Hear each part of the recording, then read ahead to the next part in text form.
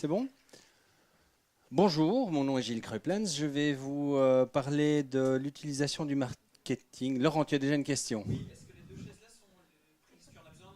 Non, non, il n'y a pas de happening sur des chaises. Voilà. Donc, s'il te plaît, tu serais resté debout sinon. Ah, zut. Zut. Donc, je vais vous parler de l'utilisation du marketing dans le GN. Pourquoi? À quoi ça sert? Est-ce que c'est intéressant? Certainement pas dans tous les cas, mais dans d'autres, oui. À vous de vous faire votre idée. Moi, mon but, c'est juste de vous expliquer une façon de voir et comment on pourrait utiliser le marketing et quels seraient les bons points, quels seraient les mauvais points. Vous en faites ce que vous voulez après. Je vous ferai en deuxième partie d'exposer un rapide feedback sur la communication qu'on a faite sur Clone, parce que c'est parti de là. Il y a des gens de Betalab qui m'ont demandé de présenter un petit peu l'utilisation du marketing et d'en faire un cas concret. Apparemment, Clone n'est pas passé inaperçu et ça peut servir à d'autres d'utiliser les mêmes procédés. Et en toute fin, on retrouvera des outils qu'on a utilisés, que vous pourrez utiliser. Je vous donnerai quelques petits trucs que nous on a fait, que vous pourrez faire. Vous avez sans doute vu des vidéos qui vous paraissaient bien. Ben, il faut savoir qu'on ne les a pas toutes faites nous. Et que vous pourriez arriver à ce genre de choses-là aussi sans nécessairement avoir des talents de monteur ou autre. Voilà, donc je vais vous expliquer un petit peu comment on a imaginé le marketing à Clone, mais ici, c'est d'un point de vue plus général, comment vous pourriez peut-être l'imaginer dans votre jeu. Et on va faire ce petit trajet ensemble. Je crois que ça va prendre 1 h 30. C'était prévu 1 heure sur le calendrier, mais on va sans doute déborder. Je vais essayer de faire court, pas comme maintenant. Bref, à tout seigneur, tout honneur, le marketing, cette bête ignoble. Vu que nous sommes finalement dans un processus créatif, le GN, c'est pas vraiment un produit. On n'essaie pas de vendre quelque chose, on n'a pas de consommateur. Donc le terme marketing pourrait sembler quelque part antinomique avec le hobby que l'on fait, mais néanmoins, on peut utiliser quelques techniques, on peut se poser des questions de comment vais-je présenter mon GN d'une façon toujours amatrice, mais qui tend peut-être vers un niveau de communication qui, pour certains, font rire. Comme nous, ça nous fait rire de communiquer ou d'essayer de communiquer comme des gens dont c'est le métier communiquent. Mais d'un autre côté, il n'y a pas à rougir d'essayer d'utiliser des techniques de marketing pour bien communiquer. Et aujourd'hui, le problème dans les GN et dans beaucoup de GN à la base, c'est la communication. Est-ce que les organisateurs communiquent bien sur leur GN? Est-ce qu'ils disent bien ce qu'ils sont en train de faire?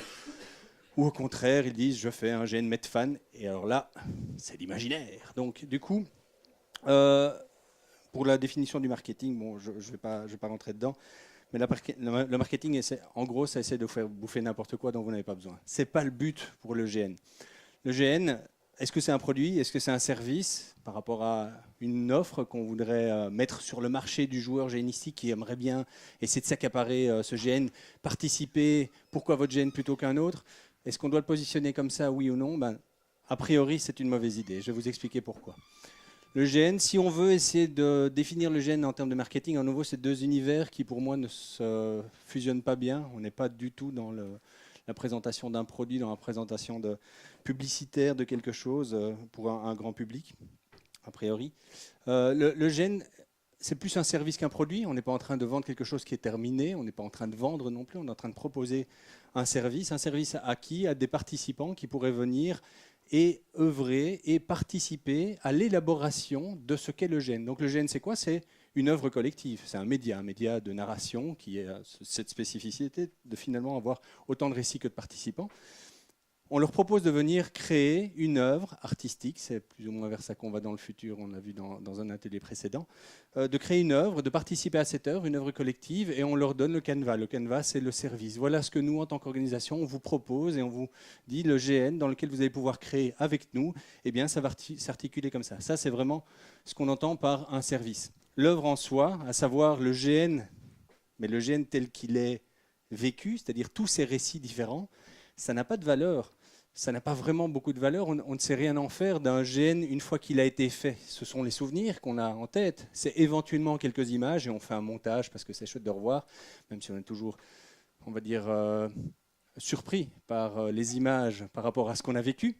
Mais ça n'a pas de valeur en soi. Le GN, le produit d'un GN n'a pas de valeur. Ce qui a de la valeur, c'est le processus de création. C'est l'expérience qu'on va avoir pendant cette création de GN, pendant ce déroulement d'activité. Et donc, je ne vais pas relire chaque fois ce que je marque ici, je sais que vous le lisez très attentivement. Et donc, en gros, On ne doit pas axer la communication euh, de- du gène sur le gène en lui-même, mais bien sur l'expérience que le joueur va en avoir. C'est-à-dire qu'on doit essayer de lui permettre de se projeter dans le service, dans cette expérience de jeu qu'on veut lui proposer. Si vous dites c'est un gène comme ça, il est carré, on ne parle même pas d'interactivité, vous allez vivre ça, une bataille, machin et tout, et que vous donnez déjà tout du gène, ou vous ne lui permettez pas lui-même, le joueur, de se projeter dedans, vous vendez un produit. Et ce n'est pas du tout ce que vous voulez, parce que si vous vendez un produit, vous allez recevoir des consommateurs. Et personne ne veut des consommateurs. Communication de masse. À quoi bon, aujourd'hui, c'est très difficile de cibler les bonnes personnes dans le gène parce qu'on a une communauté de génistes. D'ailleurs, on en parlait, comment est-ce qu'on peut se définir en tant que communauté géniste? Chacun se définit par rapport à ses envies de jeu, mais on ne va pas retrouver une communauté de génistes, je ne vais pas utiliser trop de termes théoriques, mais de génistes gamistes, ou des gens qui veulent se battre. Une autre communauté de génistes qui veulent uniquement vivre des émotions très, on va dire, personnelles. On ne va pas retrouver ces communautés-là. C'est très difficile de pouvoir les cibler. Tout le monde est un peu mélangé, toutes sortes de joueurs sont un peu mélangés. On trouve des portails, comme Under Party, on va trouver des gens qui aiment bien ce genre de gènes, à recevoir des rôles, mais ce n'est pas pour autant qu'on va tomber dans la communauté qu'il nous faut. Donc la communication de masse, elle a ceci de bon que fatalement, on va toucher tout le monde. Mais il y a des choses problématiques. Alors la communication, ensemble de moyens, des techniques mettant en diffusion des messages audiovisuels auprès d'un public plus ou moins vaste et hétérogène. C'est bien ça que je dis. Les hétérogènes, nos génistes, sont très différents dans leurs attentes. C'est très très compliqué de tomber sur le joueur qui va correspondre à votre style de jeu. D'autant plus si on dit je fais un GN met fan, ça ne va pas aider. Il ne va pas savoir ce que c'est exactement. Alors à quoi ça sert? Pourquoi est-ce qu'il faudrait communiquer au niveau du gène?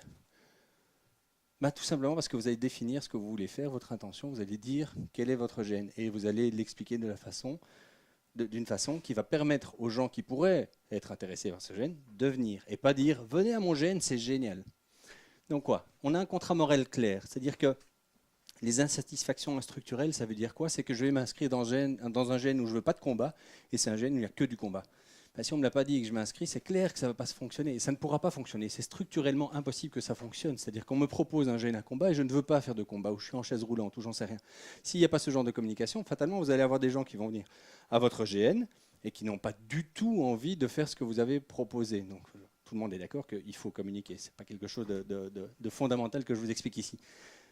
Plus important et évident, mais souvent oublié, c'est que pour qu'un GN soit un succès de la part des organisateurs et des joueurs, il faut qu'il y ait une adéquation entre la volonté de proposer un jeu et la volonté de ceux qui veulent y participer. À nouveau, si vous proposez un jeu et que vous avez d'autres gens, ne fût-ce qu'une petite masse de 10%, ça peut déjà plomber un GN. Si vous n'avez pas une adéquation entre votre jeu et vos joueurs, participants, vous allez avoir un souci dans votre GN. Et vous pouvez mettre la meilleure volonté du monde. Si vous pouvez être le meilleur organisateur du monde, si vous faites un GN et que vous avez, dans une idée de joueurs bien précis, que vous avez complètement autre chose au niveau de vos joueurs, votre GN ne sera pas ce que vous voudrez, il sera ce qu'ils voudront. Le GN, ça vit par les gens qui le pratiquent, ça ne vit pas que par l'organisateur. L'organisateur a énormément de possibilités de pouvoir tout prévoir, tout amener, c'est-à-dire le contexte, trouver les joueurs qui sont en adéquation avec son jeu, être certain qu'il n'y a que ces joueurs-là. Il peut faire plein de choses, l'organisateur, mais il ne peut pas vivre le gène. Et il ne peut pas être derrière tous les joueurs. Ce n'est pas un maître de jeu qui joue tous les PNJ ou toutes les personnes qui sont autour de la table. En plus, il ne sait pas ce qui se passe. Pas tout le temps, il ne peut pas réagir tout le temps. Et comme je vous l'ai dit, c'est un récit, il y a autant de récits que de participants. Chaque participant dans un GN a sa propre vision du GN.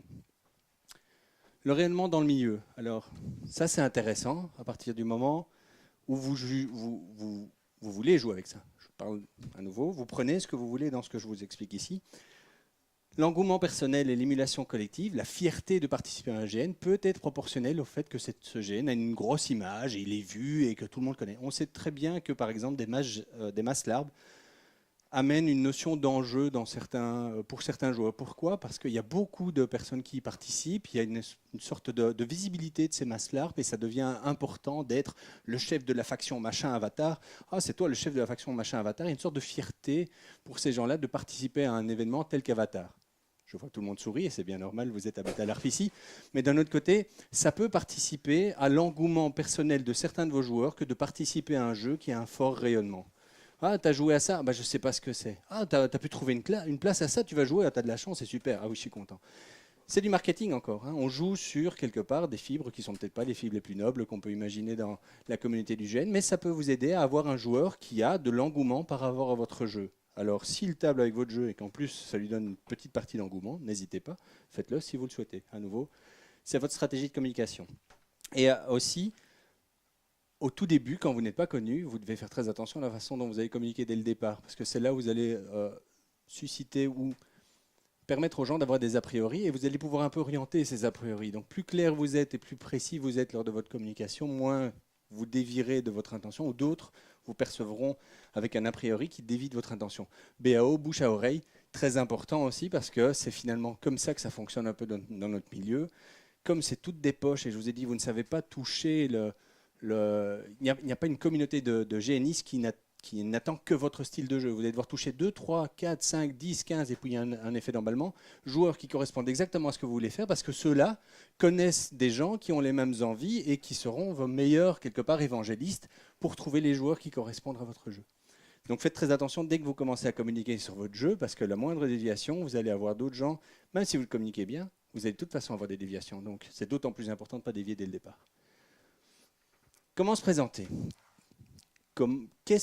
Le fond et la forme, c'est vraiment ça. Comment est-ce qu'on va se présenter? GN Fallout, super, lequel? Il y en a plein, il y en a 10. Tu vas au GN Conan? Oh, lequel? Il y en a combien?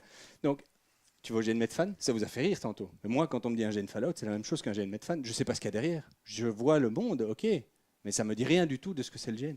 Et il y en a d'autres.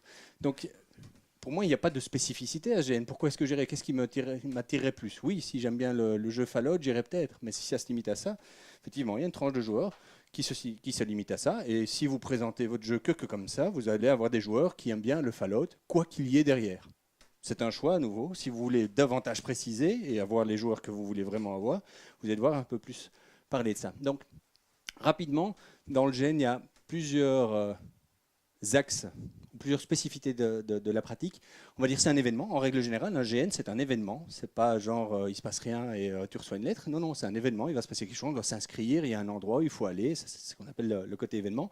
Et le côté dépaysement, c'est je vais vivre un autre personnage dans un autre monde ou dans le même, peu importe. Mais on a cette notion de dépaysement. Ça, c'est les deux choses sur lesquelles tout le monde communique en règle générale. On va vous dire, et c'est de la façon, c'est bien fait généralement. On va vous dire que, je vais appuyer sur le petit bouton. Hop, ouais. On va vous dire que dans un événement, il y a des inscriptions, les dates, le prix, le nom des participants. On va vous donner ce genre d'informations par rapport à l'événement. Alors, vous pouvez toujours, par rapport à la façon, donc la forme dont vous allez communiquer, vous pouvez le faire soit de façon suggérée, soit un peu équivoque, donc laisser un peu planer le doute pour susciter l'imaginaire des gens, soit vous le faites de façon très factuelle et vous dites les choses telles qu'elles sont, noir sur blanc, on va dire de façon peut-être un peu très abrupte ou en tout cas très directe.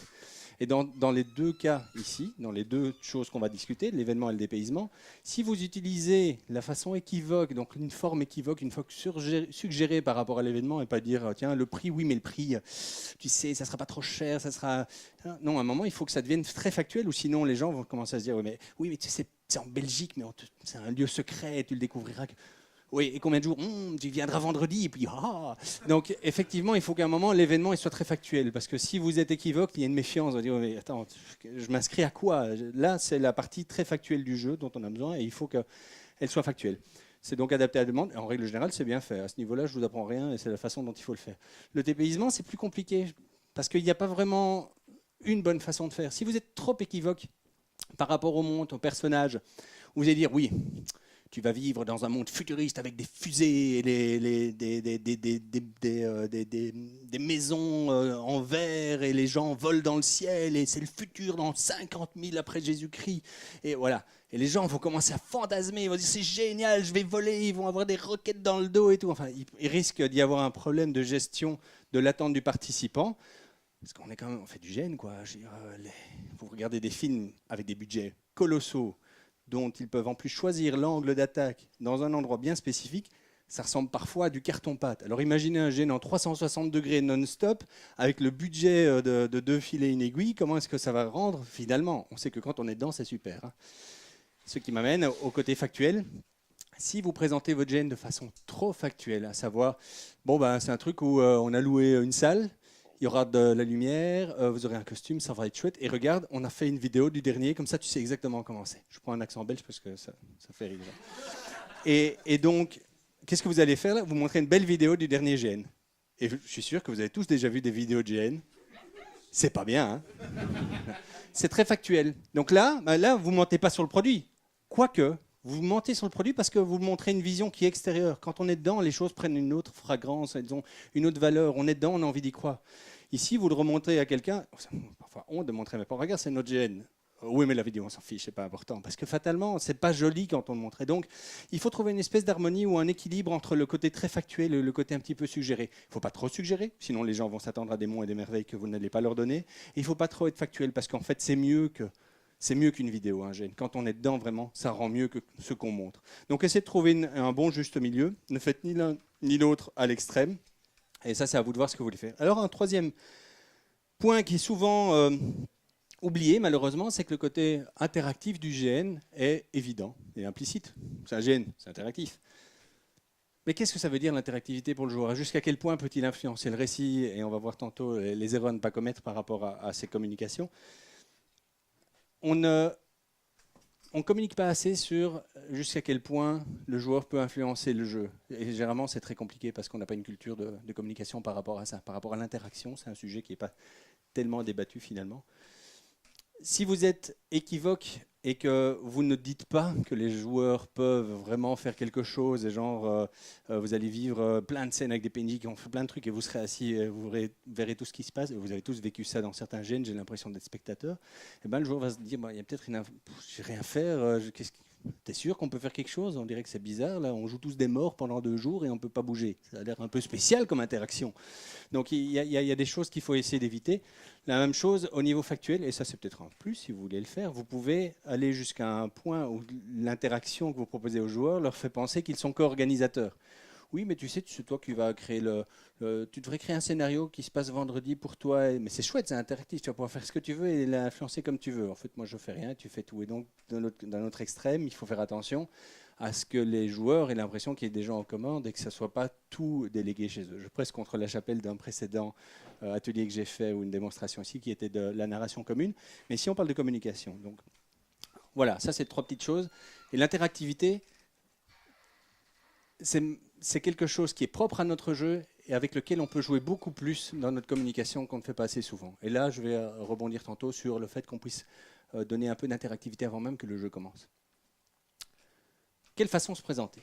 Alors, donc dans les 3 types dont on vient de parler, de toute façon, il faut avoir une sorte de cohérence et de constance dans la façon dont on se présente. Il n'y a rien de pire que d'avoir une image qui change à chaque fois parce que vous n'êtes pas identifié, ni identifiable, ni reconnu. Il faut essayer d'avoir effectivement, là je suis dans l'orthographe et dans la charte graphique, tout le monde fait des fautes d'orthographe. Voilà. Mais il faut essayer de se relire un petit peu parce que c'est rébarbatif pour des gens qui ont envie de lire un message qui est des fautes d'orthographe. Ça paraît évident et tout le monde en fait encore aujourd'hui, mais essayer de les réduire. À nouveau, on est amateur, d'accord. Il peut y avoir des fautes d'orthographe, ok, mais ne pas demander à quelqu'un de relire, c'est quand même problématique. Ça veut dire que ça trahit le laisser-aller qu'on pourrait avoir dans l'organisation du GN même, si on n'a pas une orthographe ou une grammaire correcte, ou en tout cas si on n'a pas demandé à quelqu'un de le relire. C'est normal qu'il y ait des fautes, moi j'ai pas de problème avec qu'il y ait des fautes, mais quand c'est délibérément un gars qui a écrit rapidement un truc et qui envoie ça à tout le monde, je me dis mais comment ça va être géré le GN lui-même? Alors ça peut peut-être plaire à des gens, moi j'aime bien les GN comme ça qui sont un peu rock'n'roll, où les mecs ils font n'importe quoi, c'est super, et ils vont avoir les joueurs qui aiment ce genre de jeu-là. Pourquoi pas? Mais si vous voulez d'autres joueurs, faites attention parce que c'est effectivement très représentatif de la façon dont les organisateurs traitent leur propre GN ou l'organisation du GN, au-delà même de simplement l'orthographe. Et la charte graphique, c'est essayer d'avoir une couleur, essayer d'avoir une patte, essayer d'avoir une présence. On parle beaucoup de GN de campagne en Belgique, donc c'est pour ça que c'est important. Mais même pour des GN qui sont un one-shot, une fois, je fais un truc, eh bien, essayer de lui donner une patte. J'ai plein d'exemples en tête. Il y en a qui sont très bien, dont l'image correspond avec le thème. Il n'y a rien de pire que de présenter un truc avec, je sais pas moi, un cavalier sur une montagne avec un dragon qui attaque et on dit ouais, venez au massacre de Morsgul, c'est un gros GN mais de fans, ça va être super. Ça ressemble à rien, ça ressemble à tout et ça ressemble à rien. Essayez d'avoir votre propre image.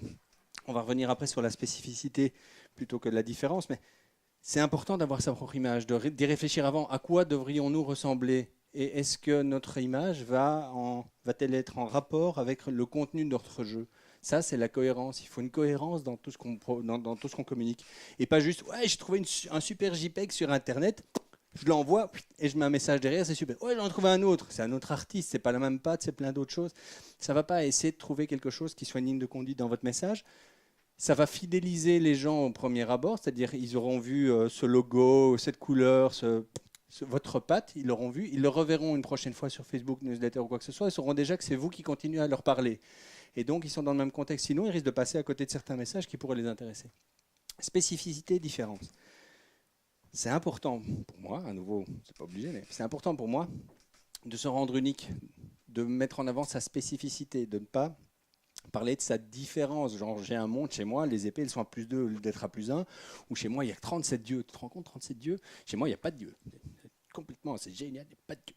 Donc, il faut essayer d'éviter de dire que notre monde est un atout parce qu'il est différent des autres. Tous les mondes sont différents. Je veux dire, quand quelqu'un crée un monde, il est différent d'un autre. Alors oui, un gène Fallout, ça reste un gène Fallout au niveau du monde. Donc on ne peut même pas parler de différence par rapport à ça. On peut dire, ouais, c'est différent des gènes Medfan, mais ce n'est pas important. Ce qui est important, c'est qu'est-ce que vous, en tant qu'organisateur, vous avez d'unique, ou vous allez amener d'unique dans votre gène. Qu'est-ce qui est spécifique à votre gène et que je ne vais pas retrouver ailleurs? Pourquoi est-ce que je viendrais à votre gène plutôt qu'un autre qui serait exactement aussi un gène Medfan, ou un gène Fallout, ou un gène Renaissance, ou un gène où il y a des dieux, ou un gène où il n'y a pas de dieux? Ah non, moi je ne vais que dans des gènes où il y a des dieux. Très important pour moi. Tu peux avoir des joueurs pour qui c'est important d'avoir des dieux parce qu'ils veulent jouer des prêtres, j'en sais rien. Et d'autres joueurs, ce n'est pas le cas. Mais je pense que ce n'est pas un bon message que de ne parler que de ça. Il faut essayer de se différencier des autres gènes par ce qui fait que votre gène est unique. Et généralement, on a toujours une bonne idée. Enfin, j'ose espérer que les gènes ne sont pas juste des copies d'autres et qu'il y a toujours une spécificité. On va toujours trouver quelque chose de spécial. Essayez de mettre en avant votre point unique, votre force. C'est ce que j'appelle votre force en termes de communication. Nouveauté unique, pas de comparaison position.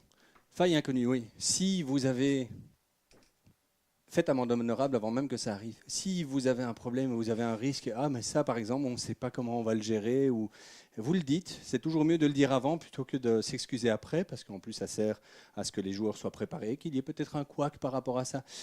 Et super notre gène, mais on n'a toujours pas trouvé de solution pour vous nourrir, donc peut-être que vous n'avez pas mangé. C'est toujours mieux de le dire avant plutôt que de le dire après. Je prends des extraits, mais vous comprenez qu'effectivement, s'il y a des petits soucis, et il y a eu des communications qui ont été faites en ce sens sur pas mal de gènes, il y a un petit souci, on n'est pas sûr qu'on va trouver le site cette année, ça sera l'année prochaine. Dites-le avant, c'est toujours mieux, il ne faut pas hésiter de le faire, il vaut mieux pas essayer d'occulter ça et de se dire on ne communiquera que quand on sera sûr de tout, comme ça c'est blindé. Parce que vous communiquez peut-être 2 ans plus tard, ce qui est toujours un peu embêtant. Dites-le 20 fois, pas une. Un message qui passe une fois, il n'est pas lu. Enfin, il est lu, il n'est pas compris. Vous avez peut-être 10% des gens qui vont vraiment s'y attarder. N'hésitez pas à recommuniquer, recommuniquer, recommuniquer. Alors un gène de 5 personnes où vous connaissez les 5 personnes, vous leur envoyez un email ou vous les appelez par téléphone, évidemment que ça va fonctionner. Moi je parle ici de communication un peu plus de masse, un peu plus de joueurs. Donc si vous voulez avoir à partir de 50, 60, 70 joueurs, ce n'est pas une communication sur Facebook qui va disparaître au bout de 8 heures. En règle générale, ça sort du radar au maximum après 8 heures. Ce n'est pas ça qui va vous permettre d'avoir vos joueurs. Et après, on se dit, oh, ben, j'ai pas eu mes joueurs. Non, il faut communiquer, surcommuniquer, recommuniquer, avec toujours la même image dont je vous ai parlé avant. Comme ça commence à rentrer. C'est une question de marketing, c'est du branding, c'est se montrer, c'est montrer toujours la même image et qu'à un moment, ça va rentrer dans le radar de certains. Et la ventilation, n'envoyez pas tout. Allez, on envoie bonjour, c'est un nouveau gène. Voici notre note d'intention. Voici les inscriptions, elles sont ouvertes. Clôture des inscriptions dans une semaine. Et puis après, vous attendez.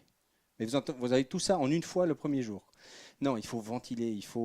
Il faut occuper un peu d'espace dans le temps pour que les gens qui sont en vacances ailleurs ou autres puissent commencer à voir. Il ne faut pas se dire j'envoie un mailing à un endroit bien, bien important ou même à ma mailing list, donc des gens qui sont intéressés a priori par ce que je veux faire. C'est pas suffisant, il faut revenir et il faut revenir dans le temps aussi. Mais ne renvoyez pas le même message, ça sera pris un petit peu comme du spam pour ceux qui se sont intéressés dès le départ. Donc essayez d'échelonner vos effets de communication. Donc ce que vous avez à communiquer, ne communiquez pas tout en une fois, dosez un petit peu pour le faire sur de la longueur. C'est plus important parce qu'à un moment, vous allez avoir quelque chose qui va être attiré ou intéressant pour quelqu'un. Il va dire ça, il dit, ah oui, et comme j'ai déjà vu ce logo-là, oui, mais ils m'ont déjà envoyé 2 avant, attends, je vais revoir. Et donc, il va peut-être se refaire toute la liste ou toute l'historique de ce que vous avez communiqué, parce qu'à un moment, vous allez la voir au bon moment. Il est devant son PC au bon moment, ou il est devant peu importe quel média, au bon moment. Et alors là, il vous voit et il commence à être intéressé. Donc ne le faites pas juste une fois, faites-le plusieurs fois, et sur la longueur, c'est la seule façon de faire pour être certain d'avoir des gens. Alors les symboles, ça j'aime bien. J'aime bien parce que c'est gratuit.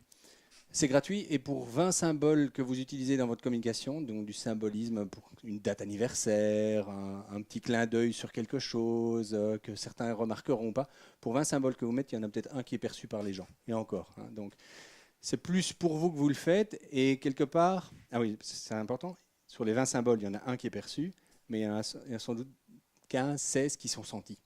Donc les symboles, ce n'est pas nécessairement quelque chose qui doit être à un moment identifié de façon consciente, c'est quelque chose qui se trouve là derrière. Et on a l'impression, en termes de communication, quand on met du symbolisme ou quand on fait passer un message qui est inconscient, on a l'impression qu'il y a plus de fond. On a l'impression que ce message, finalement, eh ben, il y a quelque chose derrière. On ne le sent pas, on n'a pas nécessairement identifié le symbole qui reparle d'autre chose ou quoi que ce soit. Moi, je dis, tiens, on a l'impression que c'est travaillé, qu'il y a une réflexion derrière, que ça a l'air plus profond que simplement, bonjour, acheter mes chewing-gums à 20 euros. Donc, je vais le donner pratiquement. À Clone, par exemple, systématiquement, il y a des dates symboliques, on en voit toujours au même moment. C'est toujours les mêmes échéances. Autre chose à Clone aussi, on joue avec notre image. Dans les vidéos, il y a des petites choses qui apparaissent à gauche, à droite, au-delà d'un jeu qu'il y avait derrière. Dans la première vidéo qu'on a faite, on a mis un petit symbole tout à la fin qui est, je vous montrerai, qui est un sigle qui laissait présager de l'activité clone. C'était avant même qu'on parle de clone. On ne savait pas que ça allait être clone. Enfin, nous, on le savait, mais les gens ne le savaient pas. On avait dit plusieurs de la nouvelle arriveront plus tard. Et on avait déjà donné quelque chose, une petite clé on va dire un petit... un petit indice, voilà, qui était caché. Et donc jouer sur des symboles comme ça, c'est intéressant. Et alors après, effectivement, d'autres l'ont vu en regardant a posteriori la première vidéo. Mais peu importe. Donc faites ce genre de choses-là, ça donne l'impression qu'il y a des choses qui soient préparées et un peu réfléchies. Et en règle générale, c'est gai pour vous. Parce que vous mettez un truc, c'est peut-être pas perçu, mais j'ai mis ça, ce texte-là, tu sais, ou ce terme-là, regarde, j'ai mis cette lettre-là, ou ainsi de suite. Ça vous fait plaisir, prenez du plaisir à communiquer. Il n'y a pas de mal à ça. Que dire? Qu'est-ce qu'il faudrait dire? Les minimums, les minima. Déclaration d'intention, c'est fantastique, tout le monde aime ça. Moi, je trouve que finalement, c'est ce qui manque dans la plupart des GN ou qui manquait il y a longtemps. Maintenant, c'est devenu quasiment systématique pour ceux qui prennent la peine de savoir ce que c'est. C'est dire aux gens ce que vous allez faire. Et là, vous avez une tribune. En règle générale, c'est long, c'est très long, c'est trop long pour les gens qui ne vont pas être intéressés à de tout lire. Et donc, vous captez directement que on va dire les hardcore gamers, c'est-à-dire les gens qui ont vraiment envie de faire du GN et qui ont envie de lire un truc avant d'y aller. Et donc, vous allez trouver des joueurs passionnés qui vont bien lire tout ça, essayer de les comprendre et dire, ouais, ça, c'est ce qu'il me faut. Et généralement, ces joueurs-là sont qualitativement, je ne parle pas des gens, mais par rapport à l'adéquation, qualitativement les plus adaptés au jeu que vous allez faire. Parce qu'ils vont prendre du temps à lire et ils vont se dire, ça, c'est vraiment le jeu que je veux. Et c'est des gens qui sont des gros joueurs. Parce que vous allez... Un texte comme ça, c'est pas un amateur qui va passer dessus, qui se dit oh, tiens, c'est quoi un gène? Je vais dire c'est 5 pages de trucs pour savoir ce qu'ils veulent faire. En règle générale, vous adressez aussi à des génistes. Donc ça, c'est vraiment un peu le corps, donc le groupe clé que vous allez attaquer ou attraper avec une déclaration d'intention, c'est les joueurs de GN qui savent ce qu'ils cherchent et qui vont tomber sur le GN qu'ils veulent faire. Et si ça se trouve, ça sera le vôtre, parce que vous aurez bien décrit ce que c'est. Alors, c'est à quoi la déclaration d'intention? C'est quoi? C'est long. Je l'ai dit. Généralement, c'est long. Tu peux faire très court, mais tu as une tribune. C'est le moment de le faire. Je vais vous expliquer pourquoi. Parce qu'après, on peut revenir sur cette déclaration d'intention lorsqu'il y aura des questions ultérieures, notamment quand on fera des petits coups de pub qui seront plus rapides, qui peuvent toucher des gens. On peut renvoyer sur du contenu un peu plus important. Le projet expliqué d'un point de vue exhaustif. Ne mettez rien. Mettez tout ce que vous avez envie de faire. Mettez les points d'interrogation. On a envie de faire ça, mais on n'est pas certain qu'on y arrivera. Mais c'est une intention. Maintenant, ce n'est pas nécessairement ça qu'on va faire, mais c'est ce qu'on veut faire. Ça permet de clarifier aussi pour vous, organisateurs et l'équipe autour, ça permet de clarifier ce que vous voulez faire. Parce que il y a souvent un engouement quand on commence à créer un gène, mais est-ce qu'on est vraiment bien aligné surtout? Ouais, on tripe sur ça, c'est génial et tout, mais est-ce que sur tous les points, on a vraiment la même vision des choses? Et ça vous permet à vous, c'est généralement quand on restitue l'information chez quelqu'un, c'est qu'on est capable, on l'a bien digéré, on l'a bien compris chez soi. Par rapport aux organisateurs, c'est effectivement, je l'ai ici, ça soude l'équipe organisationnelle. Parce que c'est finalement une déclaration commune d'intention, c'est l'équipe organisatrice qui le fait. pouvez aussi, grâce à la déclaration d'intention, vous pouvez avoir les questions par rapport à ça. Tiens, c'est bizarre, tu veux faire ça, mais c'est pas possible. Et ça, je comprends pas. Ça n'a pas l'air terrible. Vous avez des critiques en amont même de votre jeu. Au moment où vous dites aux gens, j'ai envie de faire ça, je dis, oh, ça goûte le caca, c'est pas bon. Et donc, vous savez déjà que là, il y a peut-être un problème. Vous allez pouvoir vous remettre en question par rapport à ce que vous avez déclaré vouloir faire. Et peut-être qu'on va vous dire, mais ça, tu sais, c'est pas possible parce que la loi interdit de faire voler des drones à 50 mètres. Eh bien, vous vous rendrez compte qu'effectivement, vous avez des problèmes et vous devez trouver des solutions. Donc c'est important, ce genre de choses-là, et d'être à l'écoute de ce que les gens vous remontent. Ce n'est pas tous des idiots, les gens qui vous parlent en règle générale. Les joueurs sont des gens qui sont comme vous et moi. Donc ce sont des gens qui finalement savent de quoi ils parlent dans un certain cadre. Dès qu'ils sont joueurs et qu'ils sont en jeu, là on est d'accord. Là on est d'accord. Mais en dehors, ça va. Je rigole évidemment. Le désavantage, qui peut être un désavantage, c'est que fatalement, quand le jeu approche et que là, on va pouvoir le mettre en place, on doit quand même regarder ce qu'on avait dit qu'on allait faire. Et on doit faire son mea culpa si on est quand même fort loin de sa déclaration d'intention. Donc ça nécessite quand même d'avoir un moment de se regarder en arrière et dire, ah oui, parce que là, ça fait 1 an qu'on a dit qu'on allait faire ça, mais en 1 an, on a complètement créé autre chose finalement. C'est plus du futuriste. Pourquoi est-ce qu'il y a ces cow-boys sur des dinosaures assoiffés de sang? Ça n'a rien à voir. Est-ce que tu crois qu'on devrait leur dire ça a un peu changé? Je pense qu'il faudrait leur dire si ça a fort changé. Si vous voulez faire un GN avec des dinosaures et des cow-boys dessus, dites-le moi, je suis preneur, hein, ça m'intéresse. Voilà, et donc fatalement, ce n'est pas propice au projet fluctuant. Si vous ne savez pas où vous allez, et vous dites on a envie de faire ça, mais on n'est pas du tout sûr que ça va être ça, bah, ne dites rien, alors attendez plutôt. Donc ce n'est pas du tout intéressant de faire une déclaration d'intention dans ce cadre-là. La publicité, donc déclaration d'intention, utiliser la publicité, c'est des petits coups, et ça vous permet, donc c'est court, ça doit être vite vu. Là, c'est là où vous essayez de faire de la captation à grande échelle. C'est relatif à l'activité, donc vous devez parler de votre activité en elle-même, donc de l'événement. Vous ne devez pas parler de votre déclaration d'intention, de dire tiens, un jour on fera un GN. Non, non, non, on fait un GN en 2015, ça sera là, ça sera ça, venez. Et donc c'est des choses beaucoup plus pragmatiques pour que les gens puissent être accrochés très rapidement. Ça renvoie à la déclaration d'intention si vous voulez que les gens qui sont attrapés par cette communication rapide veulent en savoir plus, ben vous renvoyez sur la déclaration d'intention, vous l'avez déjà publié quelque part, donc l'information est déjà, vous réutilisez de l'information existante. L'avantage de ces petits coups de publicité, c'est que vous pouvez vraiment les faire de façon très rapide. Vous pouvez les faire à un moment qui est vraiment optimal pour demander à ce que votre joueur agisse, c'est-à-dire au moment de l'inscription, par exemple. Hey, les inscriptions sont ouvertes. Donc c'est ce qu'on appelle les call to action, les CTA. Donc vous envoyez un message pour que la personne sache que c'est maintenant qu'elle doit cliquer. Appuie là pour t'inscrire. C'est ça qui est important. Et vous devez leur rappeler, comme je vous l'ai dit, pas une fois, pas 2 fois, mais 20 fois s'il le faut, toujours par des vecteurs médias différents. Mais rappelez-leur qu'il va falloir à un moment s'inscrire, parce que c'est peut-être pas évident pour tous les joueurs. Je peux vous assurer en tout cas que c'était le cas récemment. Vous avez quelqu'un de question? Oui. Je t'en prie. Et micro. Le micro, parce qu'il est plus grand. J'espère qu'il n'est pas cassé. S'il te plaît, on peut le tester comme ça.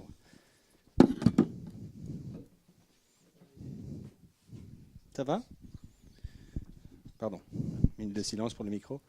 Ouais, désolé, je suis peut-être un rien hors sujet, mais je profite de l'occasion en or que tu m'offres. D'après ma perception, j'ai l'impression que la pub pour un GN fonctionne presque uniquement par bouche à oreille. J'ai jamais vu aucun retour, d'après tout ce que j'ai organisé, qui vient d'affiches, qui vient de ce genre Newsletter. de trucs. Voilà, c'est ça. Je voulais demander si voilà, les autres orgas, vous aviez ce genre de trucs. Parce que j'ai les chiffres après. Hein, donc, okay. Facebook, tu crois que ça ne fonctionne pas? C'est pas utile? Je pose la question. En fait, je crois que le bouche à oreille est très important. Comme je t'ai dit, tu utilises les joueurs qui vont identifier les autres joueurs qui aiment bien le même style de jeu qu'eux, et ils vont être évangélistes de ton jeu auprès de leurs compagnons, mais ce n'est pas suffisant si tu vises 80, 90, 100 joueurs. Donc au bout d'un moment, le BAO s'essouffle. Tu vois, c'est comme une vague. Ça a une certaine aire d'effet, mais 1, 2, 3 amis maximum, et au-delà de ça, tu ne vas pas toucher beaucoup de gens. Surtout, tu touches des groupes, ce qui n'est pas généralement ce que... Enfin, ça peut être ce que l'on cherche dans du mass LARP, mais généralement pas notamment. Enfin, tu cherches pas nécessairement à avoir des groupes de gens qui s'inscrivent en groupe et qui veulent venir jouer en groupe. Donc j'en étais aux avantages, c'est ça. Ici. Ouais, donc vous touchez tout le monde fatalement parce que vous envoyez à tout le monde. Vous savez pas, il n'y a pas du tout d'adéquation à ce moment-là. Là, c'est vraiment, je veux que ça rentre dans le radar, quoi, que quelqu'un sache que j'existe. Ouais, je suis là, j'ai un GN. Tiens, c'est quoi, déclaration d'intention? Qu'est-ce que c'est? Ouais, non, c'est rien à foutre. Mais en tout cas, vous le montrez à tout le monde. À nouveau, là, vous avez un risque donc de captation de joueurs qui ne correspondent pas à votre jeu. Il faut le savoir à partir du moment où vous faites plus de communication massive que vous avez de tout. À nouveau, il faut renvoyer sur la déclaration d'intention ou alors il faut se donner la peine d'essayer de discuter avec ces nouveaux joueurs intéressés pour être certain qu'ils sont intéressés. Et donc, il y a du message derrière qui doit arriver. Si vous n'avez jamais communiqué à quelqu'un qui voit juste une inscription, qui trouve ça sexy, qui dit « je m'inscris », il y a de fortes chances que le joueur ne soit pas du tout en adéquation avec votre jeu. En tout cas, c'est de la chance. Il n'y a rien que vous n'avez pu faire avant pour essayer de faire en sorte que le joueur corresponde à votre jeu. C'est ce que je dis, la touche à l'aveugle. Le dépaysement, donc c'est le monde là. On parle effectivement de dépaysement personnage, dépaysement contexte, donc le monde, l'univers, s'il est différent. À nouveau, parler de la spécificité de votre monde. Donc, s'il y a quelque chose de spécial et pas de la différence. Donc, le contenu, pardon, je parle du contenu. Je reviens 2 petites secondes, permettre de projection, susciter la curiosité. C'est ça. Donc, en fait, c'est redire plus ou moins ce que j'ai dit précédemment. C'est un condensé de. Il faut que la personne puisse se projeter dans le monde, donc parler un petit peu de l'univers, des gens qui s'y trouvent, des gens qu'ils pourraient être. Et je trouve que pour ça, le questionnaire d'Electrogène est assez malin de demander mais quel est le contexte des joueurs et que vont-ils vivre? Ça aide à se projeter dans un jeu en fait. Qui je vais être? Parce que c'est chouette, tu m'expliques que c'est Star Wars, mais je vais jouer quoi? Tu vas jouer un ver des sables. Donc, c'est important que, oui, parce que quand on se projette, on vous dit Star Wars, vous avez l'impression qu'il y aura peut-être des Jedi, il y aura peut-être des mecs. Mais si on vous dit autre chose, c'est vrai que c'est différent. Donc, essayez d'aider le joueur à se projeter dans votre jeu, dans votre monde, dans votre univers, en le décrivant d'un point de vue social aussi. Alors, c'est chouette de savoir que il y a 157 000 ans, les Blorblus de la civilisation machin ont envahi le... Non, on s'en fout. Ce qui est important, c'est qu'eux, ils puissent se projeter dans ce qu'ils vont vivre, dans l'expérience qu'ils vont avoir de votre jeu. Alors si l'expérience est qu'ils sont tous des anciens archéologues et qu'ils doivent savoir quelle est l'histoire du monde avant, ça a peut-être son sens, mais essayez plutôt de tabler sur ce que le joueur va ressentir et que va-t-il pouvoir jouer. Alors, en règle générale, dans les GN Medfan, vous allez pouvoir faire Ranger, Druide, machin et tout. Bon, ça suffit pour ce genre de joueurs-là à se projeter que de savoir la classe de personnage et les points de compétences qu'ils vont avoir dès le départ. Mais il y en a d'autres, ça suffit pas du tout. Et donc, c'est plus pour le dépaysement important d'expliquer quelle est l'expérience de jeu, que vont-ils vivre? Vont-ils vivre des humains? Oui, non. En quoi cet être qui n'est pas humain est-il différent? Est-ce que je vais avoir des réflexions sur ma condition ou c'est pas du tout ce qui va être abordé? Donner des possibilités aux joueurs de se projeter.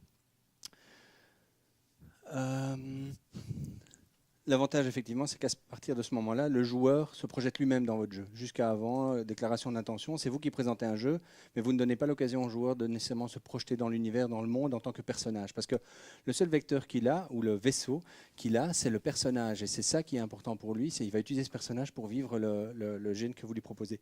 Donc à ce moment-là, il commence à s'identifier, il commence à se projeter lui-même. C'est pas juste ah tiens ouais ça va être un gène, je vois des vaisseaux et tout. Non non, il se voit lui à l'intérieur en train peut-être de monter sur un vaisseau, de discuter avec quelqu'un, de prendre une épée laser. Il va commencer à s'identifier lui-même. Donc c'est là où c'est important à nouveau l'expérience du joueur doit être au centre de cette communication et pas uniquement je vais vous décrire le monde, parce qu'on sait que des gens qui créent le monde, ils doivent décrire un monde, ils doivent de façon assez factuelle, parce que c'est important de décrire un univers, mais ce n'est pas ce qu'on vous demande ici, ou en tout cas, ce n'est pas ce qu'il faudrait faire pour que le joueur puisse se projeter dans le monde. Il faut s'adresser aux joueurs, et pas faire un compendium du monde que vous tapez sur votre site web. Voilà le compendium, c'est dans ça que tu vas jouer. Alors, tout le monde a envie de faire ça, parce que tout le monde crée un univers, et tout le monde doit le faire en tant qu'organisateur pour lui. Mais ce n'est pas le message qu'il faut faire passer c'est le joueur. C'est bien qu'il ait un compendium, mais ce n'est pas ça qui l'intéresse de prime abord. Et généralement, c'est peut-être lourd à lire. Il n'a peut-être pas envie de tout lire. Par contre, si vous l'amenez dans un récit où il peut se projeter, alors là, vous allez l'avoir. Et petite technique que moi j'utilise, je trouve très utile, c'est d'utiliser les récits directs. C'est-à-dire vous parlez de gens qui vivent, qui vous disent, le joueur lit l'histoire de quelqu'un qui se raconte ou qui dit, ben voilà, j'ai fait ça, et ainsi de suite. Ça permet tout de suite de dépersonnaliser ou désimpersonnaliser quelque part le récit et de sortir du compendium. Vous avez quelqu'un qui raconte le monde, il dit, voilà, j'ai vécu ça, je suis là. Et on s'approprie, on devient le narrateur, on se projette plus facilement. Alors si vous faites un petit peu entre les deux, donc des récits factuels, mais essayez de ne pas être rébarbatif, et des récits première personne, vous allez sans doute avoir une dynamique de lecture qui est plus intéressante que simplement le gros compendium avec les 127 pages et le PDF qui fait 2 kilos. Donc voilà. Dosage difficile, risque d'incompréhension, trop long pas lu, pas assez, pas compris. Bon, ça c'est évident, mais c'est toujours bien de le dire. Si vous dites pas assez, les gens vont pas comprendre dans quel monde ils vont vivre. Si vous en dites tôt, ils vont pas le lire, et c'est pire que si vous aviez pas mis assez. L'interactivité, le petit point qui est généralement un petit peu délaissé. Alors, en gros, les règles. Tout le monde donne toujours les règles et c'est ça que le joueur voit comme interaction. Comment vais-je pouvoir interagir dans le monde? Et voilà, il y a les règles. Alors, tu sais, tu peux jouer autrement qu'avec des règles. Il y a l'interaction sociale, il y a ce genre de choses-là qu'on place ou qu'on oublie en règle générale d'expliquer parce que c'est, on va dire, évident pour tout le monde. Mais au niveau interactif, comme je l'ai dit, ce n'est pas uniquement l'interactivité du jeu en lui-même, mais l'interactivité du GN en tant que pratique qui peut être utilisée dans votre mode de communication. Donc vous pouvez essayer d'être un peu interactif avec le joueur. Ça va lui amener aussi bien sur le fond que la forme que quelque chose d'un peu cohérent. C'est vrai, la pratique, c'est une pratique d'un jeu qui se veut interactif, le GN. Eh bien, si vous avez une communication qui est interactive, vous faites finalement quelque chose d'assez cohérent. Vous communiquez de la même façon que se déroule le jeu. Ça a un sens logique, quelque part, peut-être voire même symbolique. Et donc, si vous avez une possibilité de pouvoir interagir avec vos joueurs et que les joueurs interagissent entre eux ou quoi que ce soit sur des forums, l'engagement, ça c'est beaucoup plus compliqué, mais on va en parler, eh bien, c'est quelque chose qui a son sens dans la pratique du GN qu'on a. Donc, être interactif par rapport à l'organisation, pouvoir peut-être influencer la création du monde, par exemple, si on fait une création commune, influencer la création du jeu en lui-même. Donc ça, c'est des choses que vous pouvez mettre en place assez facilement. L'engagement, c'est plus compliqué. Ça veut dire quoi? Ça veut dire qu'on va demander aux joueurs de faire des choses. On va susciter suffisamment son intérêt pour qu'il commence déjà à agir avant même que l'activité n'arrive. Alors c'est compliqué, qu'est-ce qu'il veut dire là par l'agile? Eh bien, par exemple, au travers de petits jeux, de choses ludiques, vous avez peut-être entendu parler de méta-jeux ou de jeux transmédia au niveau de Clone. C'est quelque chose qu'on a mis en place, c'est simplement un petit jeu autour. C'est pas vraiment le jeu, c'est pas non plus tout à fait innocent. Ça n'a pas de rapport avec le côté diégétique, donc le côté timing, le côté interne au récit. Mais ça a son sens dans une certaine mesure. Et je vais vous expliquer en quoi le méta-jeu nous était intéressant et pourquoi est-ce qu'on a voulu le mettre en place. Et donc ça permet aussi d'avoir un engagement du joueur, donc le joueur qui s'investit déjà dans le jeu avant même le jeu. Avantage aussi, ça alimente le BAO. Et t'es pas au courant qu'il y a un site secret? Émulation collective, investissement personnel, fatalement. Ils en discutent avant même que l'activité, et vous avez de l'interaction, ça suscite l'engouement des joueurs en règle générale, parce que si c'est juste, tiens, mange ça mon gros et puis après tu viendras au GN. Non, s'il peut un peu restituer, fatalement, il y a de l'échange qui s'insère dans la communication et ça c'est intéressant. Le risque de mauvaise projection, donc fatalement, si vous avez certaines règles et que les gens les imaginent d'une certaine façon, peut-être qu'ils ne voient pas bien quel est votre objectif à la fin. Donc c'est assez compliqué de ne communiquer que sur les règles, selon moi. Si vous n'avez pas une bonne déclaration d'intention qui l'englobe, finalement, on risque de mal comprendre votre intention au niveau des règles. Et par contre, ça, effectivement, c'est très gourmand en termes de temps, parce que si on dit interaction, ça veut dire que vous devez réagir par rapport à une action de quelqu'un, donc ça vous demande à vous de l'investissement. Les erreurs typiques que je vois, maintenant vous en avez certainement d'autres, certaines que je vois, ou celles qui m'embêtent, très personnelles. Les termes interdits. Ne dites pas que votre GN est immersif, s'il vous plaît. Ça ne veut rien dire. Un GN immersif, c'est quoi? C'est immersif par rapport à ton personnage. C'est immersif parce que tu veux me dire que le GN a beaucoup de décorum qui va faire en sorte que tu as l'impression d'être vraiment dans la situation du jeu. Un GN immersif, ça mérite les poils. Je veux dire, tout le monde a un GN immersif. Un GN, c'est immersif parce que tu dois de toute façon rentrer dans ton personnage et dans un monde, quelque part, dans un autre contexte, ainsi de suite. Donc c'est de toute façon immersif. Ne me dis pas qu'il est immersif, s'il te plaît. Donc, s'il vous plaît, n'utilisez pas ça. Ou si vous l'utilisez, décrivez-le davantage. Qu'est-ce que vous entendez par immersif? Ça ne veut rien dire immersif. Tout le monde met immersif. Aujourd'hui, c'est le gros terme. C'est vraiment quelque chose qui m'exaspère quand je vois un GN immersif ou d'ambiance. Alors, les GN d'ambiance, pour moi, c'est la même chose que les GN. Ça veut dire quoi? Il n'y a pas d'ambiance dans un GN. Il y a toujours une ambiance. Mais ça veut dire quoi? Une ambiance parce que c'est une ambiance qui est en adéquation avec l'univers que tu veux faire vivre. Donc, si tu m'as dit que c'était un peu rococo, il y aura des gens qui joueront de la musique, un orchestre, ainsi de suite. Ok, d'accord, d'ambiance, c'est immersif. Ça n'aide pas. Ça n'aide pas, et en pire, ça vous noie dans tous les autres qui le disent. Et donc, on se dit, ok, c'est un GN immersif où tu vas venir jouer.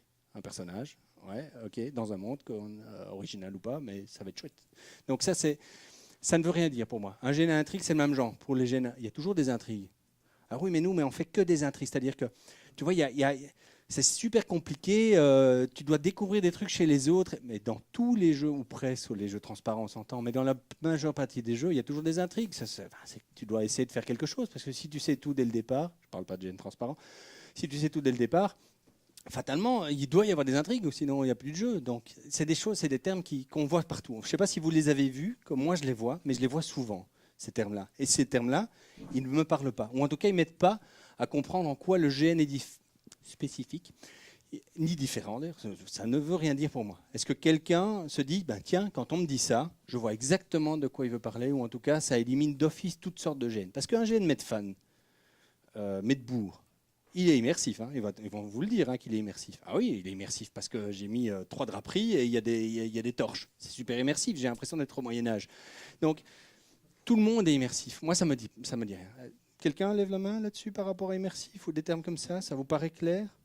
Ça me rassure, merci. Vous pouvez le dire, hein, c'est pas parce que je suis vraiment contre.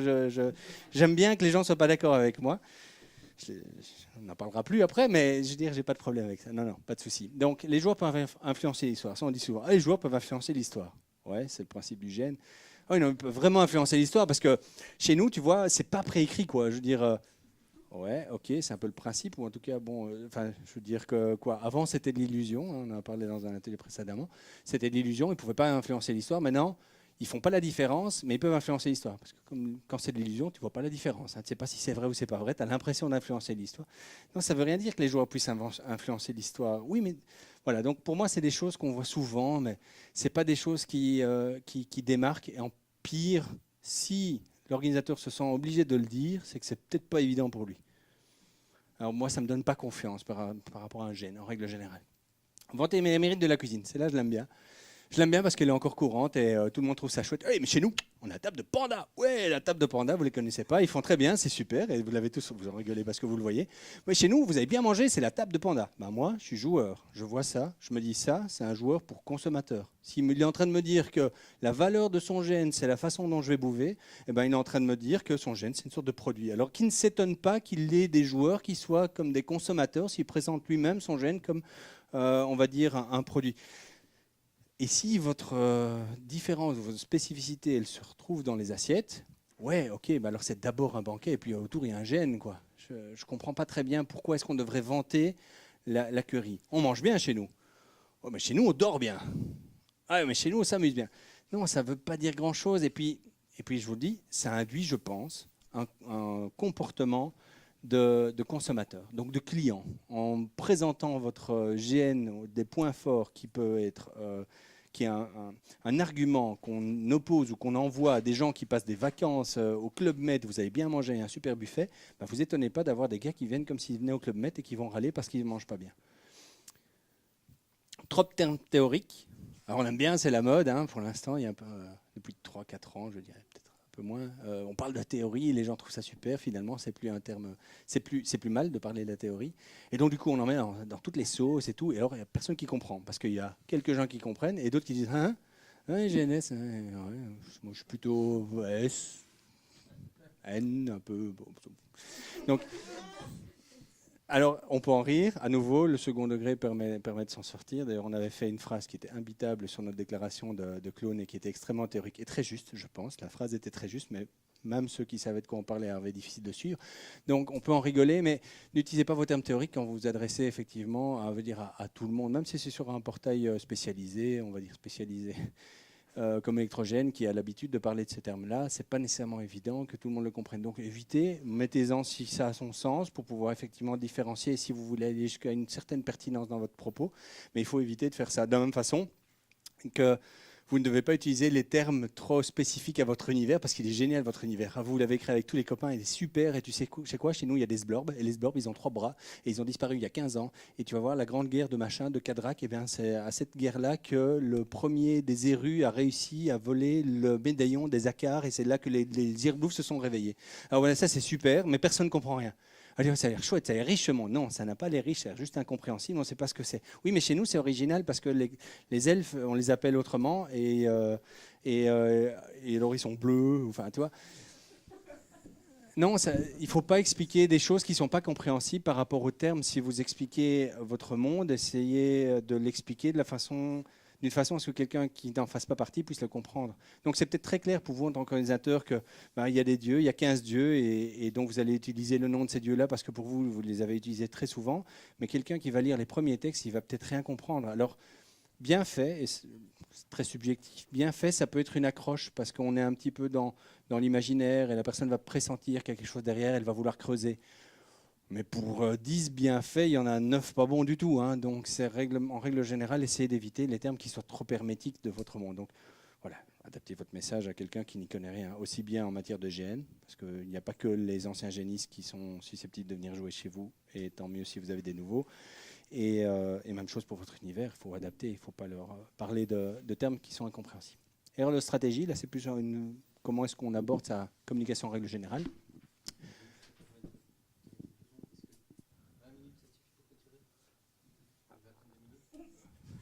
Du tout.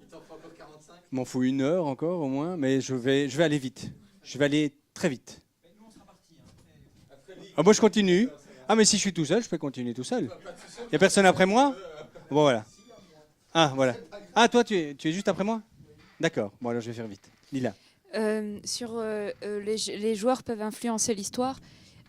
Effectivement, ça vaut pas le coup de le dire si les joueurs peuvent l'influencer. Par contre, s'ils ne peuvent pas, ça vaut le coup de communiquer dessus. Parce qu'effectivement, c'est tellement rare et les gens ont l'impression que c'est mal de dire qu'on ne peut pas influencer.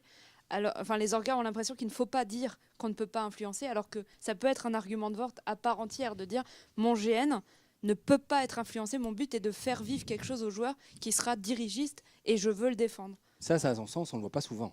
Si je le vois, ça veut dire quelque chose pour moi, parce que fatalement, c'est quelque chose qui n'est pas évident. Ça, je suis tout à fait d'accord avec toi. Mais l'inverse ne sert à rien, fatalement. Tu essaies de me prendre du temps, hein. Vas-y, je t'écoute. Vas-y, dis-moi. Alors, moi, ce que je voulais... je voulais en fait reprendre, c'était sur la cuisine. Parce que si tu parviens, à mon avis... Merci Fabrice.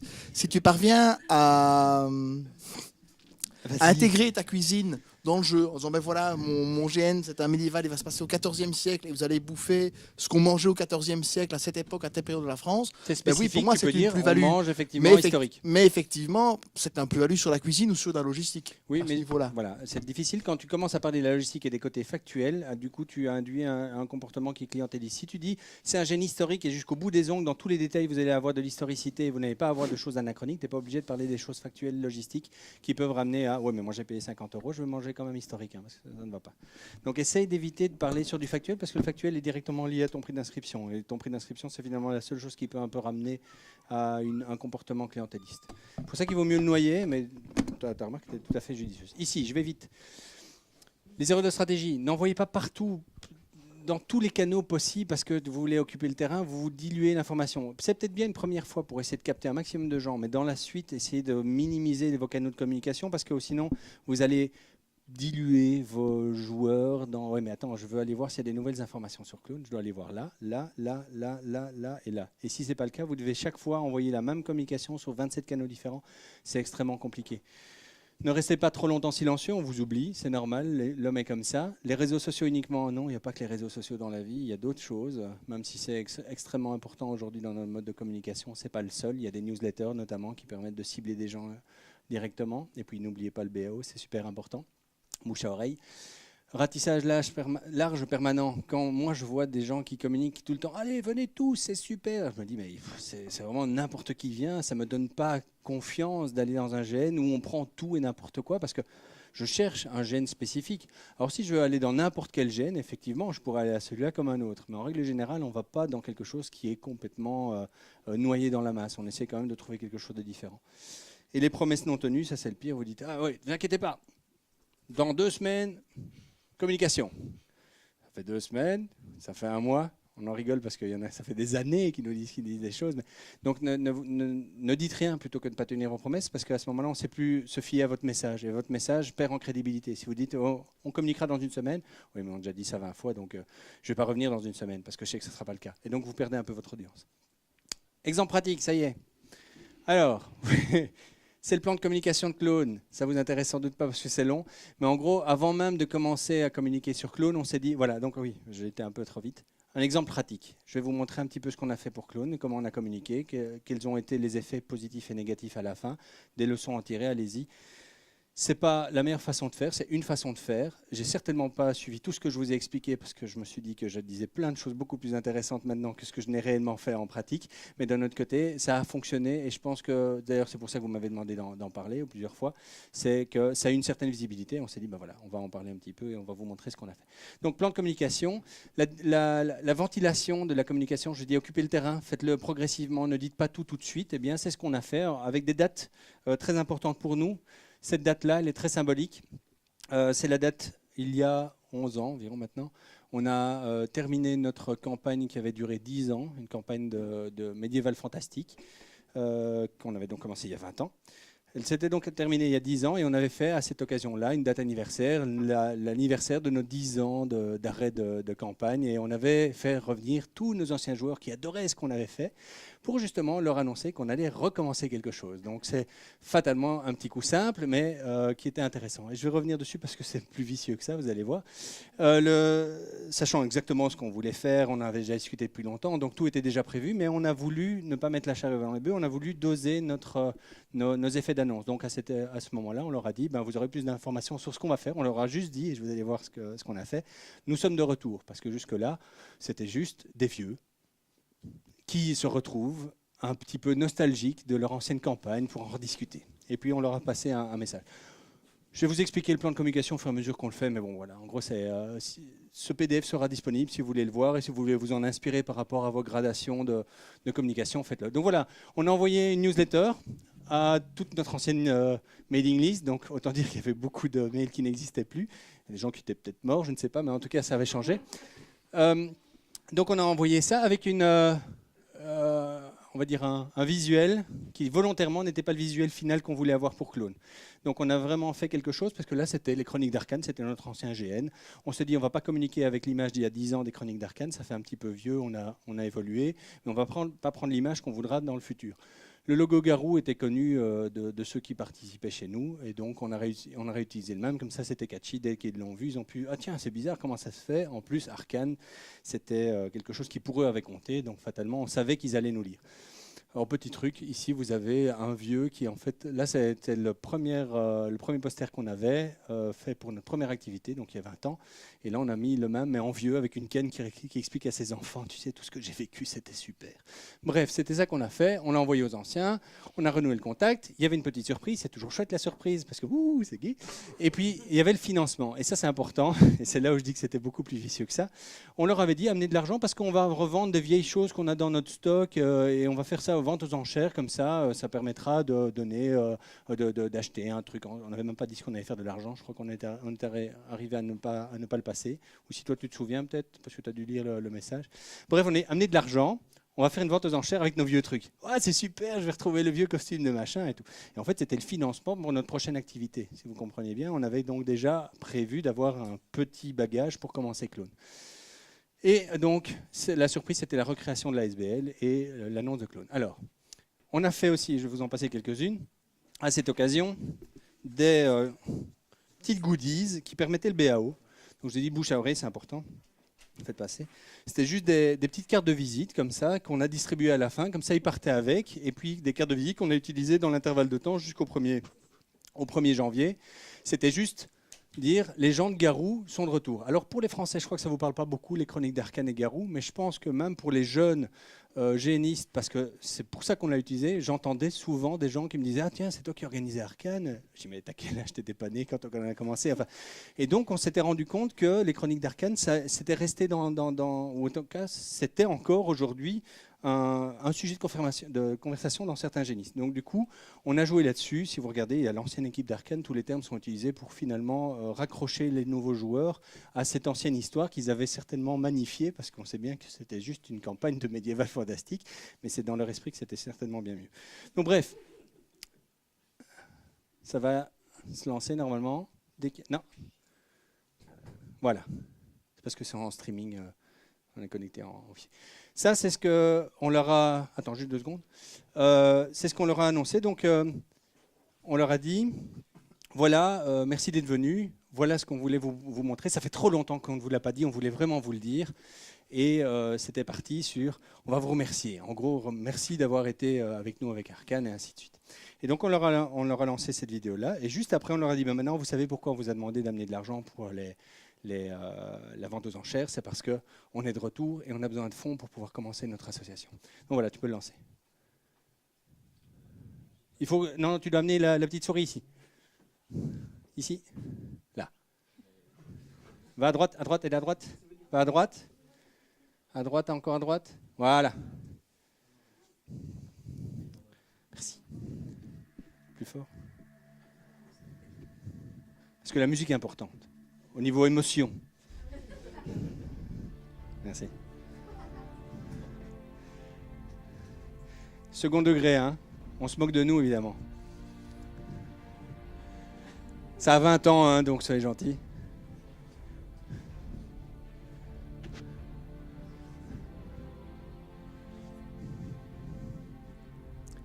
À nouveau, quand on monte les images, c'est moins bien que quand on y était, hein.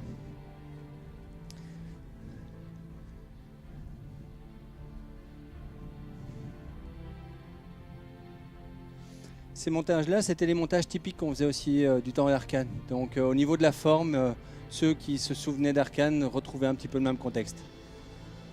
Mais t'es beau en ce temps-là. Regardez, il est beau, les.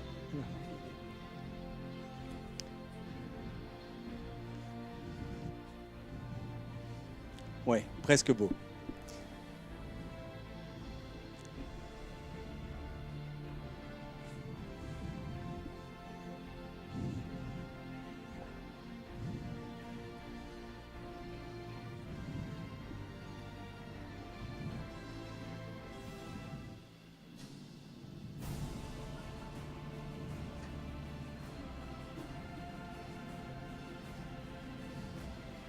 Ça vous parle pas, vous n'y étiez pas, mais eux, ils étaient en pleine émotion, hein, nostalgiques. Ah ouais, c'était super. Avec la bonne grosse musique derrière, là, hein. Vous sentez le truc venir?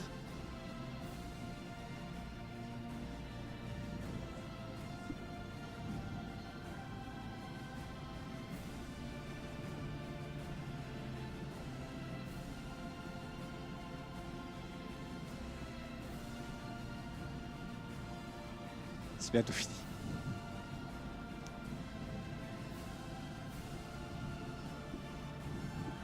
Et donc toute cette soirée, toute cette mise en place, elle était juste là pour les 2 dernières secondes, les 3 dernières secondes de ceci. À savoir, maintenant.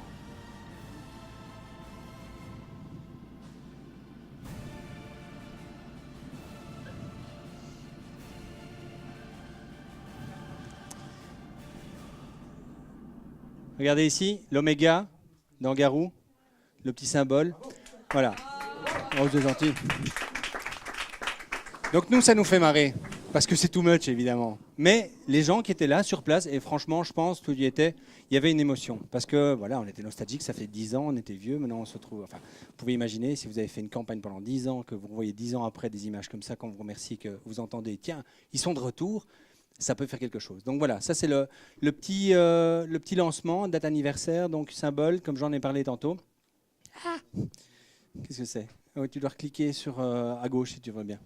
Désolé parce que l'insert dans PowerPoint de YouTube ne fonctionne pas très bien. Soit. Et donc, ensuite, 1er janvier, donc vous avez vu hein, plus d'informations le 1 du 1 2015, 1er janvier, de l'information. Et là, on avait déjà préparé beaucoup de choses. Et là, on a finalement notre image. Donc rouge, noir, blanc, clone, oméga, on a quelque chose de cohérent, on ne va pas s'en sortir, on va rester là-dedans et on l'a fait jusqu'à maintenant d'ailleurs. Même si vous allez voir sur le site, vous retrouvez encore ce rouge et vous avez ces informations. Donc on a dès le départ essayé de trouver, ce logo-là a été fait par un ami artiste qui a fait de très bon travail je trouve et donc on a gardé ça et on a décliné notre identité, on a essayé de se trouver une identité. Vous avez l'exemple même de la déclinaison du rouge, noir et ainsi de suite. Alors ça peut être un peu terne pour ceux qui aiment bien les couleurs, mais c'est un choix et vous pouvez en trouver d'autres, il n'y a pas de problème. Donc le premier, on envoie ça, on envoie la mailing list à notre mailing list, ouais c'est ça, à notre mailing list. Donc les mêmes joueurs, on leur envoie ceci. On avait créé un teaser, donc on va le voir maintenant malheureusement pour vous, on va se le taper. On a également lancé un site web qui était un site web, donc ça c'était dans la newsletter, un site web ici, c'était juste une page, une simple page. Il y a juste une chose qui était importante pour nous, c'était le décompte ici. Au lancement du site web, il y avait un décompte de 30 jours. Qu'est-ce qui va se passer? Il était marqué quelque chose se passera dans 30 jours. Et donc, là je vais aller rapidement, à chaque fois il se passait quelque chose, envoi de mailing, un événement sur le site web qui change. Si vous étiez là à 4 h du matin un jour, et je crois que Laurent était une des 2 personnes qui étaient sur place à 4 h du matin, le site changeait, il vous disait rentrez tel code à tel endroit et vous aurez un goodies.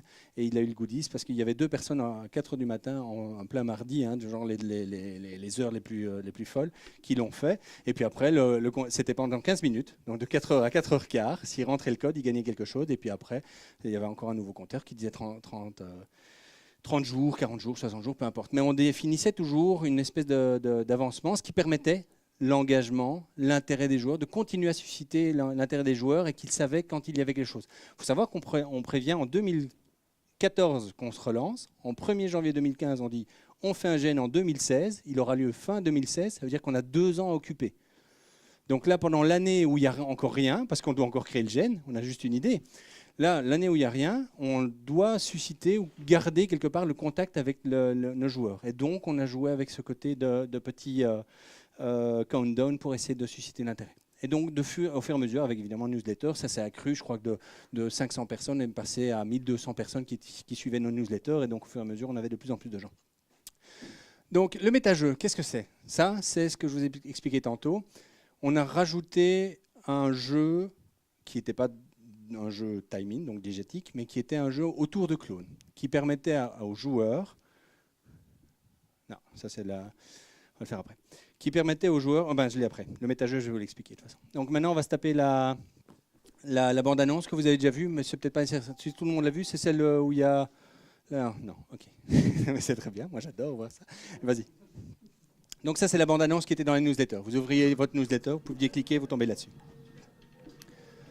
Qu'est-ce qu'on a voulu communiquer ici? Complètement différemment par rapport aux trucs, les grandes musiques, les machins qui vous tirent la larme à l'œil, parce qu'on voulait beaucoup plus terre à terre. À nouveau, on a essayé de gérer les attentes de joueurs en leur montrant des images qui sont un peu tristounettes. Enfin, je veux dire, c'est pas nécessairement le grand rêve du futuriste où on s'envole avec des vaisseaux spatiaux. Et donc, on a essayé de faire quelque chose de relativement sobre pour pouvoir, dès le départ, dire attention, ça va pas être un truc de fou parce qu'on n'a pas les budgets d'un truc de fou.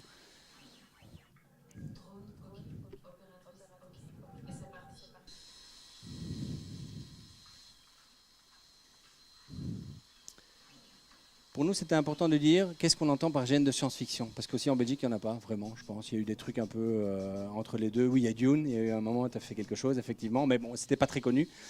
Et donc, on a voulu expliquer un petit peu ce que nous, on voyait par GN de science-fiction, directement avec du visuel. C'est facile, c'est accrocheur, les gens savent dans quoi ils tombent, ça les intéresse pas, ils continuent à lire s'ils veulent. Et ils avaient un peu plus d'explications par rapport à notre note d'intention dans la newsletter.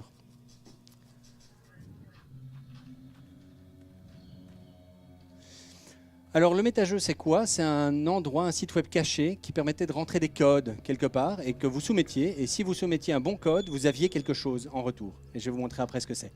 Pourquoi je vous parle de ça maintenant? Parce qu'il y a des codes partout. On en a mis mais partout. Et donc le but des joueurs c'est de trouver les codes. Il y en avait partout. Là, Tulle, c'est un code. Donc il y a des endroits dans la vidéo où il y a des codes, mais il y avait aussi dans nos propres newsletters, et je vais parler de l'article électrogène, je crois que tu t'en souviens peut-être de ce que j'avais fait. On avait mis des codes un peu partout. Et dans toutes nos communications pendant 1 an, jusqu'à ce que le nouveau site web sorte, on n'a pas arrêté d'utiliser ces codes-là. Il y en a eu plus de 40, je crois 60, peut-être dans ces eaux-là. Et il y avait une véritable chasse aux codes. On avait une vingtaine de joueurs très actifs. Dès qu'on envoyait une newsletter, on voyait le soir même, on avait 500, 600 soumissions de code parce qu'ils essaient de trouver des codes. Et c'était quoi les codes? On recevait du contenu, du texte, du contenu sur le monde avant même qu'il ne sorte pour d'autres. Et donc, ils avaient l'impression de découvrir les secrets de l'univers avant les autres. Ils pouvaient en discuter et c'était même une émulation. Ah, tu as trouvé. D'ailleurs, Laurent était un petit peu frustré de ne pas avoir été celui qui a trouvé le plus de codes. Hein, je le sais, Laurent, tu l'as dit. Et donc, on avait cette espèce d'émulation entre eux qui essaient de se trouver les codes et qui s'échangeaient des codes. Et donc, c'était aussi un site secret. Personne n'était au courant. On n'en parlait pas nécessairement. Et donc, ceux qui tombaient dessus, par hasard, se disaient, putain, c'est fou, ils ont fait un truc secret. Qu'est-ce que c'est? Et dès qu'ils tombaient sur un code, alors c'était parti. Ils refaisaient toutes les anciennes newsletters, ils essayaient plein de choses. Ouais, c'est fini. Donc, très terre à terre, pourquoi? Pour gérer les attentes, comme je vous ai expliqué, pour que les gens ne partent pas en se disant ouais, ça va être super, on va être dans des vaisseaux spatiaux, on va vraiment aller dans l'espace. Le méta-jeu, engagement maximal. Donc les gens, une fois qu'ils étaient accrochés, alors là c'était bon, ils ne nous lâchaient plus. Et dès qu'il y avait une communication, ils scrutaient toutes les communications. Ils allaient dans le code HTML pour voir s'il y avait des choses. Et il y avait vraiment des choses à certains moments. On avait des images qui étaient des... Ça vous parle peut-être pas, mais une image peut être transparente sur un fond transparent. Et on avait mis effectivement des écrits noirs sur un fond noir. Donc si vous ne sortiez pas l'image de là où il était, vous ne la voyiez pas, mais il y avait un code qui était caché. Et donc on s'est amusé avec ce genre de choses-là un petit peu partout. On a joué avec des jeux de cette erreur où on avait fait des dessins et on référençait quel était le dessinateur pour le remercier. Mais si vous alliez sur le site du dessinateur, vous voyez le même dessin avec une petite erreur où il y avait un code qui était marqué dessus, vous mettiez ce code-là, vous aviez. Bon, vous voyez le genre de choses qui finalement suscitent l'intérêt et qui permet un petit peu aux joueurs qui jouent à ça de s'amuser parce que finalement il y a un côté très ludique. Mais les codes, c'est pas innocent parce que dans notre jeu, réellement, il y a un endroit où ils vont devoir trouver des codes. Et c'est des codes qui ne sont pas diégétiques, c'est-à-dire qu'ils vont devoir trouver des codes pour pouvoir, je ne vais pas trop rentrer dedans, mais s'ils trouvent ce code-là, par exemple, ils ont un moteur, ils cherchent un moteur et puis ils voient un code qui est non diégétique, eh bien ça veut dire que le joueur a fait suffisamment de recherche par rapport à son talent de mécanicien ou d'ingénieur robotique pour pouvoir avoir des informations sur ce moteur. Et donc, nous, on a tout un système d'intranet informatique très poussé qui va lui permettre de rentrer dans son laboratoire de recherche autre. Il va rentrer ce code-là, il va avoir une recherche. Au bout d'un moment, il va avoir automatiquement la réponse de ce qu'est ce moteur, ce qu'il peut faire autre. Et donc, on était déjà parti sur ce côté fond-forme, à savoir que les joueurs qui cherchaient les codes là, ben, ils savaient que peut-être ils allaient devoir chercher. En fait, ils ne savaient pas, mais nous, on savait qu'ils allaient devoir faire le même genre de choses. Donc, on est cohérent. À nouveau, le jeu est cohérent par rapport à une façon enfin, un pan de jeu qu'on va offrir aux joueurs. Voilà le petit formulaire, vous rentriez votre petit formulaire. On s'est même amusé à faire un NDA, donc Non-Disclosure Agreement, ça veut dire qu'une clause de, comment on peut dire ça, de non-divulgation, voilà. Donc vous ne pouviez pas parler du fait que vous aviez trouvé ce site-là, ni dire à d'autres que vous aviez trouvé des codes. Donc, voilà. C'est des petites choses comme ça, mais nous, à nouveau, ça fait trop sérieux, c'est too much et ça nous fait rire. Oui. Parce que c'est presque un boulot à temps plein, là, ce dont tu parles. Ah, mais ça prend du temps, ça prend du temps. Ça prend du temps. À nouveau, si tu n'as pas le temps, tu ne fais pas tout, tu fais ce que tu veux. Et tu peux faire des choses plus simples que ça. Hein. Je veux dire, le géocaching, on va en parler tantôt, mais voilà, le géocaching, le virtual geocaching, c'est encore mieux. D'ailleurs, en fin de présentation, je vous propose de bien regarder ce qui se passe, pour être intéressant pour vous. Mais, teaser. Et donc, le géocaching, c'est pas lourd, c'est pas cher, c'est facile à mettre en place et vous pouvez engager vos joueurs avec ça. Eh bien, il va trouver peut-être une caisse dans laquelle il y a un truc qui va lui permettre d'avoir des informations sur votre futur jeu ou d'avoir une place gratuite parce qu'il y a une recherche, j'en sais rien, peu importe. Vous pouvez jouer avec ça, c'est pas compliqué le géocaching. Si vous savez pas ce que c'est, on pourra en discuter plus tard, mais c'est pas le but ici. Oui, donc, oui, je t'écoute. Pardon, merci. Par rapport au lancement du plan de communication, tu dis qu'au début, le jeu n'était pas encore évidemment du tout finalisé. J'aurais voulu, est-ce que tu parles à un moment du timing que tu as mis par rapport à la construction du jeu en lui-même et puis de la communication qui est en parallèle? Tout à fait. Ça m'intéresserait de savoir ça. Eh bien, figure-toi qu'en fait, le compte à rebours nous servait, nous aussi, de tempo. Ça nous forçait à créer et à sortir du contenu, à nous représenter. Parce qu'on avait dit qu'il se passait quelque chose. Quand on dit à d'autres qu'il se passe quelque chose, quoi qu'il arrive, on doit faire en sorte qu'il se passe quelque chose. Je vous ai dit, une promesse non tenue, c'est ce qu'il y a de pire en communication. Donc, on avait dit, dans un mois, il se passe quelque chose, eh bien, on devait sortir quelque chose dans un mois. Et donc, on devait arrêter certaines choses et on se forçait, nous, l'équipe organisationnelle, à avancer. En fait, ça nous donnait un petit coup de pied au derrière pour pouvoir avancer. Et grâce à ça, on a pu avancer plus vite que si on n'avait pas eu ce genre de compte à rebours. Le pire que l'on ait eu, c'est le lancement du site web parce qu'on s'était dit qu'on allait le lancer 2 mois plus tard, au 1er janvier. Et puis finalement, on a voulu le lancer au 1er novembre, qui est une des dates anniversaires. Mais alors là, on a dû sortir beaucoup de contenu. On avait déjà tout, mais tout n'était pas synthétisé. Donc le travail de rédaction était extrêmement dur. Mais bon, voilà, à partir du moment où on s'engage, ça donne une force supplémentaire pour pouvoir le faire. Et on avait un peu de temps, donc on ne s'en est pas privé. Mais le countdown, le compte à rebours, nous a permis d'avancer plus vite. Il n'aurait pas été là, on aurait avancé plus lentement. Oui, ça c'est sûr, mais enfin vous aviez déjà quand même la structure vachement bien aboutie quand même, parce que ça devait être cohérent avec la communication et pas vous dire à un moment donné que vous alliez partir sur... On savait une autre déjà, idée, ça- évidemment, hein. Clone, dans sa première mouture, Stéphane peut m'en être témoin, on en parle depuis plus de 10 ans. Voilà. Mais Clone, dans sa dernière mouture, on en parle depuis 2 ans et demi. Donc avant qu'on dise we're back, on avait discuté pendant toute l'année. Donc on savait déjà ce qu'on voulait. La déclaration d'intention était faite, on savait ce qu'on voulait. Donc on a commencé à communiquer que très tardivement. Alors oui, fatalement, c'est très très long terme, mais ça nous a permis effectivement de pouvoir nous lancer, nous dire, ok, là on a tout ce qu'il faut, on a le terreau pour pouvoir mettre la vitesse. Tu peux le lancer, mais on ne va pas le laisser longtemps celui-là. D'ailleurs, parce que c'est Laurent. On a fait des ateliers. Ça aussi, les ateliers, c'est quoi? Dynamique. Les joueurs viennent. Ça nous force à créer du contenu que l'on présente aux joueurs. Même si on leur a dit, attention, ça peut changer, on se forçait quand même à le créer de façon la plus définitive possible. Et on a essayé de jouer sur certaines formes. On a demandé à des futurs joueurs d'apprendre un texte avec d'autres pour pouvoir présenter ce qu'était le clone. Parce que pour nous, ce qui est très important dans notre jeu, c'est que le clone est différent de l'humain. Il y a des petites spécificités. Et quelque part, ce jeu-là est au centre de tout. Et donc là, on a, pendant un atelier, on a dit, voilà, on va vous présenter le clone. Tout le monde s'est tu. Et ils ont commencé à faire cette petite dissertation où ils ont parlé du clone, où ils étaient en train de le jouer. Je vous rappelle, ce qui est intéressant, c'est que le joueur puisse se projeter. Là, il est en train clairement de se projeter parce qu'il voit du jeu en face de lui. Alors, c'est la Dogville, hein. Il n'y a rien, il n'y a pas de costume, il n'y a rien du tout. Mais par contre, voilà, le talent de Laurent à l'état pur. Donc c'est un clone qui en a marre de vivre, qui veut se suicider, et puis il y a quelqu'un qui l'assiste, qui est là. Et donc ça permet de placer les veuves, qui sont un groupe de femmes qui sont là pour aider l'humanité, bien entendu, et les clones qui ont du mal de vivre. Et donc c'est un peu au centre de notre préoccupation. Ouais, tu peux couper. Important, qu'est-ce que je voulais montrer? Oui, regardez, là, vous ne le voyez pas bien, mais là aussi, il y a des petits codes, fatalement. Il y a des codes derrière qu'on avait marqués sur le tableau. Peu importe. Bref, les ateliers, ça nous permet de maintenir l'attention de nos joueurs, de les rencontrer. Ça permet d'avoir une certaine dynamique. Oui, c'était des faux codes. Je sais que tu vas peut-être dire ça. Parce qu'on mettait des faux codes, hein, fatalement aussi. On disait, mais non, c'est pas un code, pas de chance. Oui.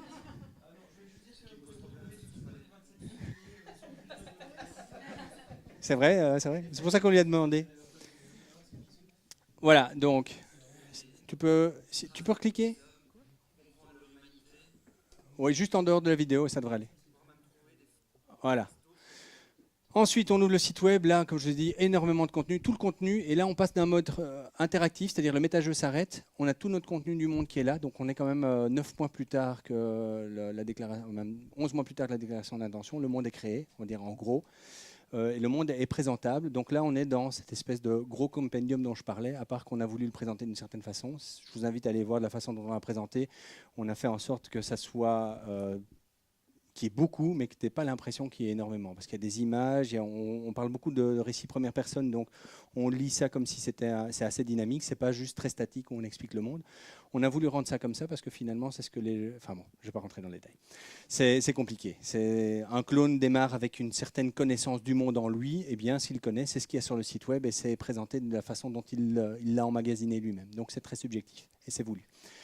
Wow Effect, oui, bon, enfin, c'est très relatif le wow effect, mais on a voulu, je ne sais pas si vous avez été voir le site, il y a des incrustations vidéo et des choses qui sont technologiquement assez sympathiques, parce qu'on veut toujours placer la barre un peu haute, et d'ailleurs c'est un peu le problème qu'on a aujourd'hui. Mais donc c'était important de toujours relancer l'intérêt, parce que si tu fais juste un site web avec du texte, bah, c'est comme un autre. Donc essayez de vous différencier à nouveau la spécificité. Nous on peut se différencier technologiquement parce qu'on a des connaissances en interne, donc on l'utilise. Si vous avez d'autres choses qui vous permettent de vous différencier, des artistes ou quoi que ce soit, n'hésitez pas à l'utiliser dans votre site ou dans votre communication, c'est ce qui va faire votre patte. Donc les aspects ludiques suggérés, il y en a plein, fatalement, le monde est présenté d'une façon subjective. Captation de profil, donc c'est là où on a commencé à avoir des gens qui pouvaient créer des profils, on a augmenté notre masse de gens que l'on pouvait communiquer. Puis ensuite, j'essaie d'aller vite, on a communiqué qu'on allait ouvrir les inscriptions. Donc c'est même pas qu'on a communiqué qu'on ouvrait les inscriptions. On s'est dit attention, les inscriptions vont s'ouvrir. Pourquoi est-ce qu'on a fait ça? Pour deux raisons. Parce que on voulait augmenter la pression sur la demande des inscriptions. On voulait que les joueurs se disent « Ouh là là, les places sont limitées, en plus S'ils font une communication bien avant, c'est peut-être que ça va être difficile. On n'était pas du tout certain que ça allait être difficile de s'inscrire à Clone. Finalement, ça l'a été. Mais là, on a mis une pression supplémentaire. Pourquoi? Parce que derrière, Clone est assez cher. Et donc, il faut savoir qu'il faut que des gens aient suffisamment l'envie de s'inscrire pour pouvoir s'inscrire à un gène qui est assez cher, plutôt que de dire non, c'est cher, je m'en fiche. Et donc, on a essayé de mettre les participants dans un contexte où ils avaient vraiment envie de s'inscrire et rapidement parce qu'il y avait beaucoup de gens qui voulaient le faire. Et donc, s'il y a beaucoup de gens qui veulent le faire, peu importe le prix, c'est important d'y être.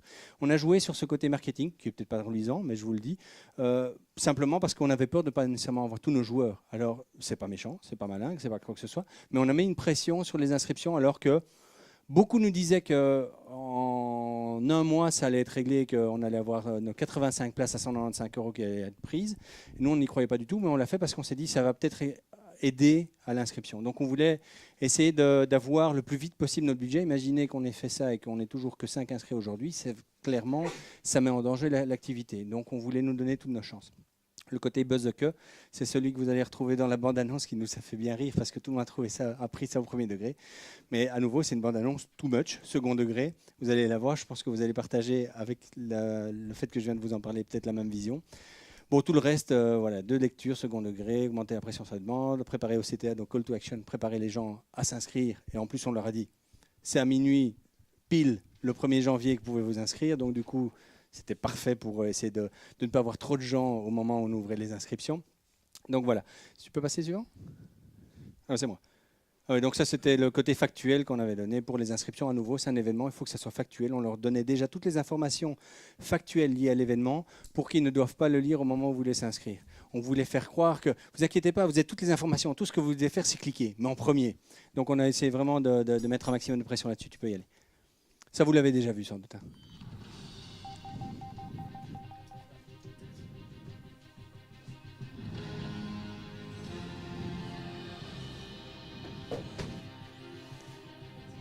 Si on pouvait avoir la voix américaine. No. Ouais, avec la grosse voix comme ça. Garou featuring.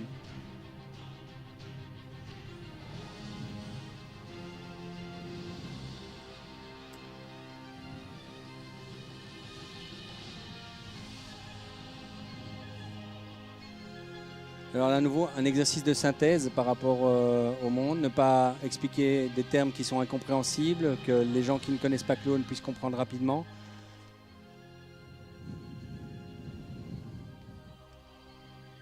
Et là, on renvoie sur le site, fatalement, et sur le site, il y a tout, in extenso. Donc du coup, on va capter beaucoup de gens qui ne sont pas intéressés ou qui se disent « Ah, ça a l'air super », qui cliquent et puis qui vont se dire « Ah, mais c'est pas pour moi finalement ». Mais dans les peut-être 1000 personnes qu'on a eu en plus qui étaient intéressées, il y en a peut-être 5-6 en plus qui vont s'inscrire et ça fait la différence pour nous.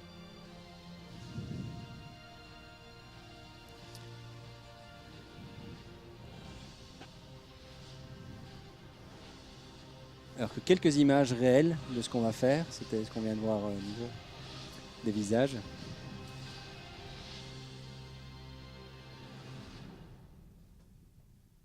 Alors ce qui est important pour nous, c'est ça. Voilà, parce qu'on voulait mettre une sorte de pression tout en faisant un petit buzz autour et rappeler aux gens que ça va commencer, et dire ceux qui avaient dit oui ça m'intéresse, mais là ils se disent ah j'ai envie d'y aller, et je vous ai dit le côté ah ça a l'air super, et il y a des gens qui m'ont dit ouais ça m'a décidé de venir votre truc finalement. Et donc voilà, ça a fonctionné même chez des gens, même chez des gens qui sont de prime abord pas du tout réceptifs au premier degré, qui sont très second degré, ça a fonctionné aussi. Donc voilà, 5 minutes. Résultats.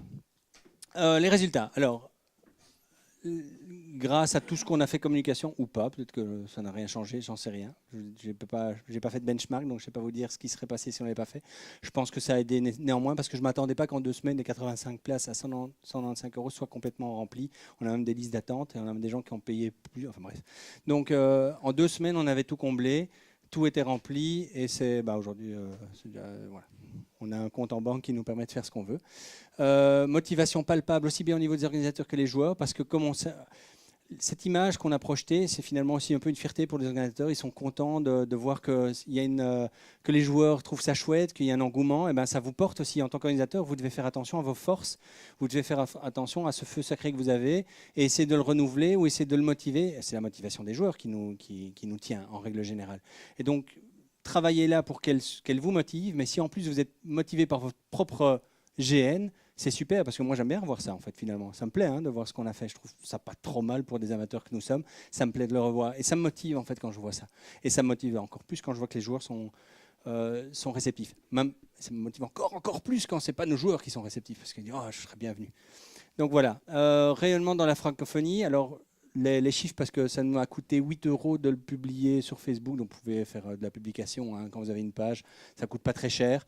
Vous dites quel type de gens vous voulez voir. Moi j'ai dit je veux que tous les joueurs de GN, donc il y a moyen, il y a des catégories LARP, que tous les joueurs de GN voient ça et qu'ils soient dans telle tranche, en francophonie, ainsi de suite. Et donc vous l'avez sans doute vu passer dans une publication payante à un moment, sans savoir que c'était peut-être payant, mais on a payé 8 € pour la voir, et grâce à ça, il y a 23 715 personnes qui ont vu, au moins sur Facebook, notre encart et notre message, et il y a 7050 personnes qui ont cliqué sur la vidéo dans Facebook. Donc ça a coûté 8 € pour quand même pas mal de retours, surtout que le format vidéo est celui qui fonctionne le mieux. Je vous le dis pour vous, si vous ne connaissez pas, ne faites jamais de publication sans image ou sans vidéo, ça n'a pas beaucoup de visibilité.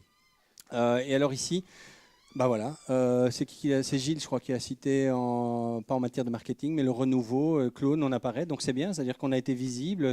Gilles, dans ta présentation au niveau du renouveau du GN belge, tu as mis dans la liste des choses, des GN actuels, Clone. Donc ça veut dire qu'on est cité, pas en exemple, mais on est cité, et ça c'est intéressant. Pour nous, ça veut dire qu'il y a une sorte de reconnaissance par rapport à tout le monde. En termes de communication, de marketing, c'est un peu ce qu'on veut faire. Alors les moins bonnes choses. On a remarqué que chez certains, les attentes du coup sont disproportionnées. Ouais, t'as vu leur trailer, ça va être génial, du coup on doit pouvoir s'envoler vraiment. Non. Donc voilà, ouais, tout le monde a des drones et on vole sur des drones. T'as vu les drones où il y a des hommes qui volent dessus? Ils en ont 15. Donc on doit faire attention à ça. Mais bon, en règle générale, comme on a fait des ateliers et des entretiens, on a discuté avec tous les joueurs qui sont inscrits chez nous. On a discuté avec eux. D'ailleurs, je vous ai amené quelque chose juste pour que vous imaginiez. On a fait plus de 200 entretiens environ. Et ça, c'est le compendium qu'on utilise pour l'attribution des rôles. Voilà, ça, c'est les entretiens qu'on a fait avec tous les joueurs. Ils sont tous là. Avec Muriel en premier, qui n'est pas là, parce qu'elle a un nom qui commence par A. Mais donc, bref, vous voyez, c'est beaucoup de boulot.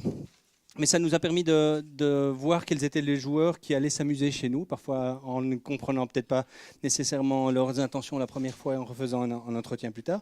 Mais ça nous a permis effectivement d'avoir des gens qui correspondaient à notre jeu. Donc ça prend beaucoup de travail pour revenir sur ta remarque, mais c'est un travail qui pour nous en amont est essentiel. Ça nous permet d'avoir le public qu'il faut pour le jeu. J'ai bientôt fini. C'est quoi? Ah oui. Les refus de place où à des gens on a dû dire non, c'est plus difficile et on doit argumenter. C'est bien normal d'argumenter et parfois on se trompe et on le reconnaît.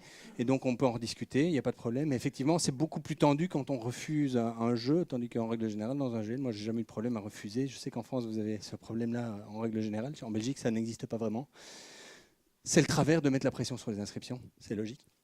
La barre haute à tout niveau, donc c'est effectivement comme on aime bien communiquer un petit peu de façon amateur qui s'y croit, fatalement les gens ont des attentes, mais ça nous plaît parce qu'on veut se mettre cette barrière-là, on veut se mettre cette pression-là parce que c'est quelque chose qui nous motive. On se dit on a envie de faire mieux, on a envie de faire différemment, et ça c'est notre spécificité, ça peut être la vôtre demain aussi.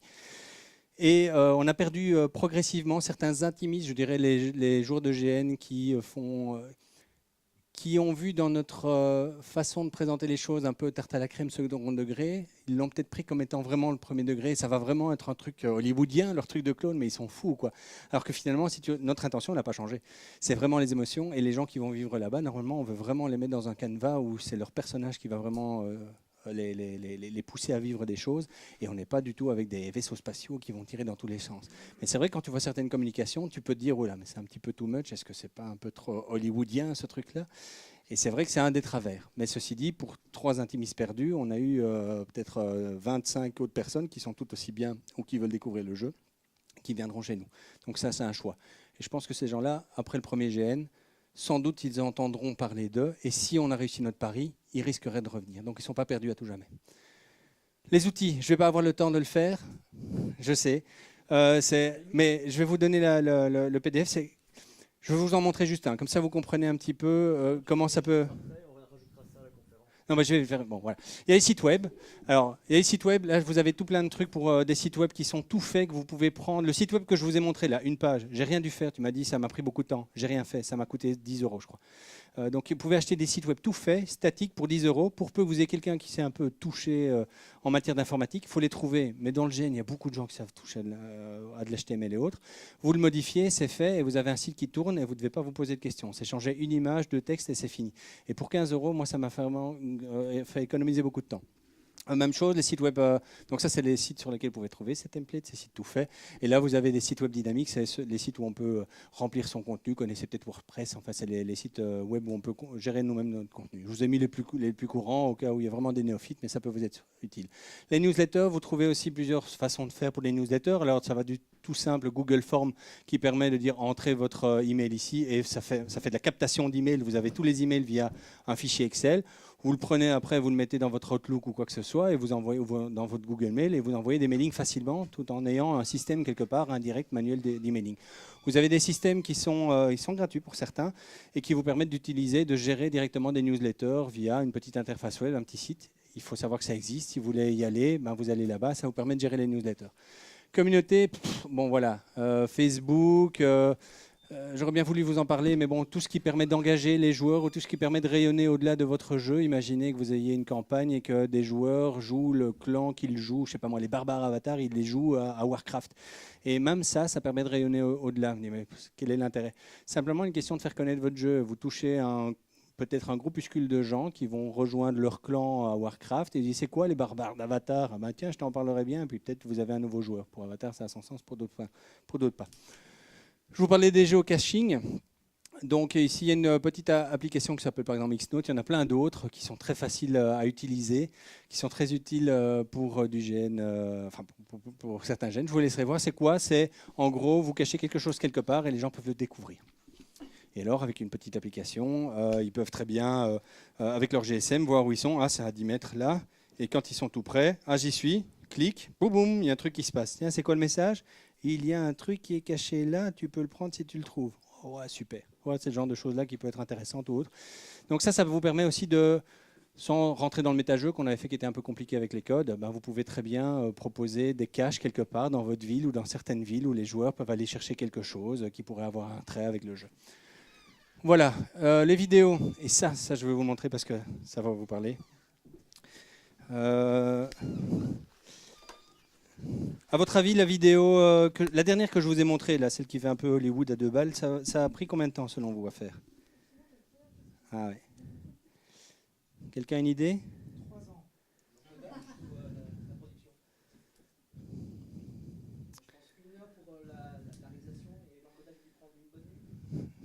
Une heure pour la réalisation.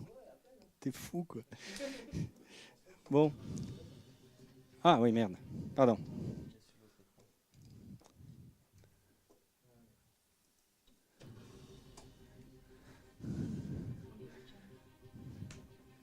« 28 €? 25 €?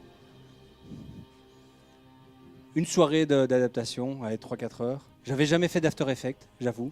Mais c'est bien fait, il y a des vidéos tutoriels qui vous disent cliquez là, changez ça, changez ce nom, mettez un autre logo, faites comme ça. J'ai mis des logos, j'ai mis mes textes. C'était plus long de trouver les textes synthétiques qui rentraient bien dans les séquences et de créer les séquences, trouver les images, que de changer ça.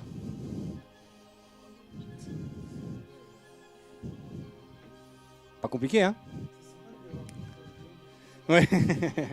Alors bon, vous voyez bien que les LED sont pas les mêmes. Pourquoi? Parce que c'est technique, mais j'ai pas le même plugin que le monsieur, parce que moi j'ai pris un After Effects que j'avais et j'avais pas tous les plugins qui permettent de faire tous ces super effets. Et donc voilà, vous voyez un petit peu à quoi on peut arriver facilement avec 2 bouts de ficelle, c'est-à-dire 28 €. Vous voyez le prix, 28 €. Ouais, dollars, donc moins quoi. Et comptez 12 € pour la musique. Bref, donc vous voyez, il existe des sites avec des choses toutes faites comme ça que vous pouvez utiliser, qui ne coûtent pas extrêmement cher. Vous dites, oh, mais j'ai pas ce budget-là, j'ai pas envie de le faire. Alors à nouveau, pour un GN intimiste, ça n'a pas de sens de faire ça. Mais si vous voulez tabler sur 100 joueurs à 150 € la place, ben, il faut donner un petit peu de quelque chose, il faut donner l'envie, il faut dire que ben, voilà, c'est un budget, c'est un GN qui vaut ce budget-là parce que regardez, ils ont réussi à faire une super bande-annonce. Hein, ils sont vraiment super doués techniquement. Ben non, on n'est pas vraiment super doués techniquement, mais par contre, on sait utiliser les outils qui sont là pour pouvoir amener à quelque chose qui qualitativement est un petit peu différent de ce qu'on voit. Donc voilà, ces sites et ces choses-là, vous allez les retrouver. Alors voilà, il y en a plein, hein, si vous voulez en faire, je vous assure. D'ailleurs, pour la ville, j'en ai vu un. Je m'étais dit aujourd'hui, j'allais te faire la surprise et t'en sortir un, te faire un trailer. Et regardez, c'est même le trailer de la ville. Et j'aurais voulu voir sa tête. Mais ceci dit, il y en a un super pour la ville. Je peux te le faire si tu veux. C'est même pas une bière, c'est-à-dire pour rien du tout, avec plaisir. Mais donc, c'est des choses comme ça que vous pouvez utiliser. Il y en a plein. Et il y a plein de sites que je vous donne dans le PowerPoint que vous pouvez cliquer et voir. Et il y a peut-être des outils qui vous seront utiles. Merci. Voilà.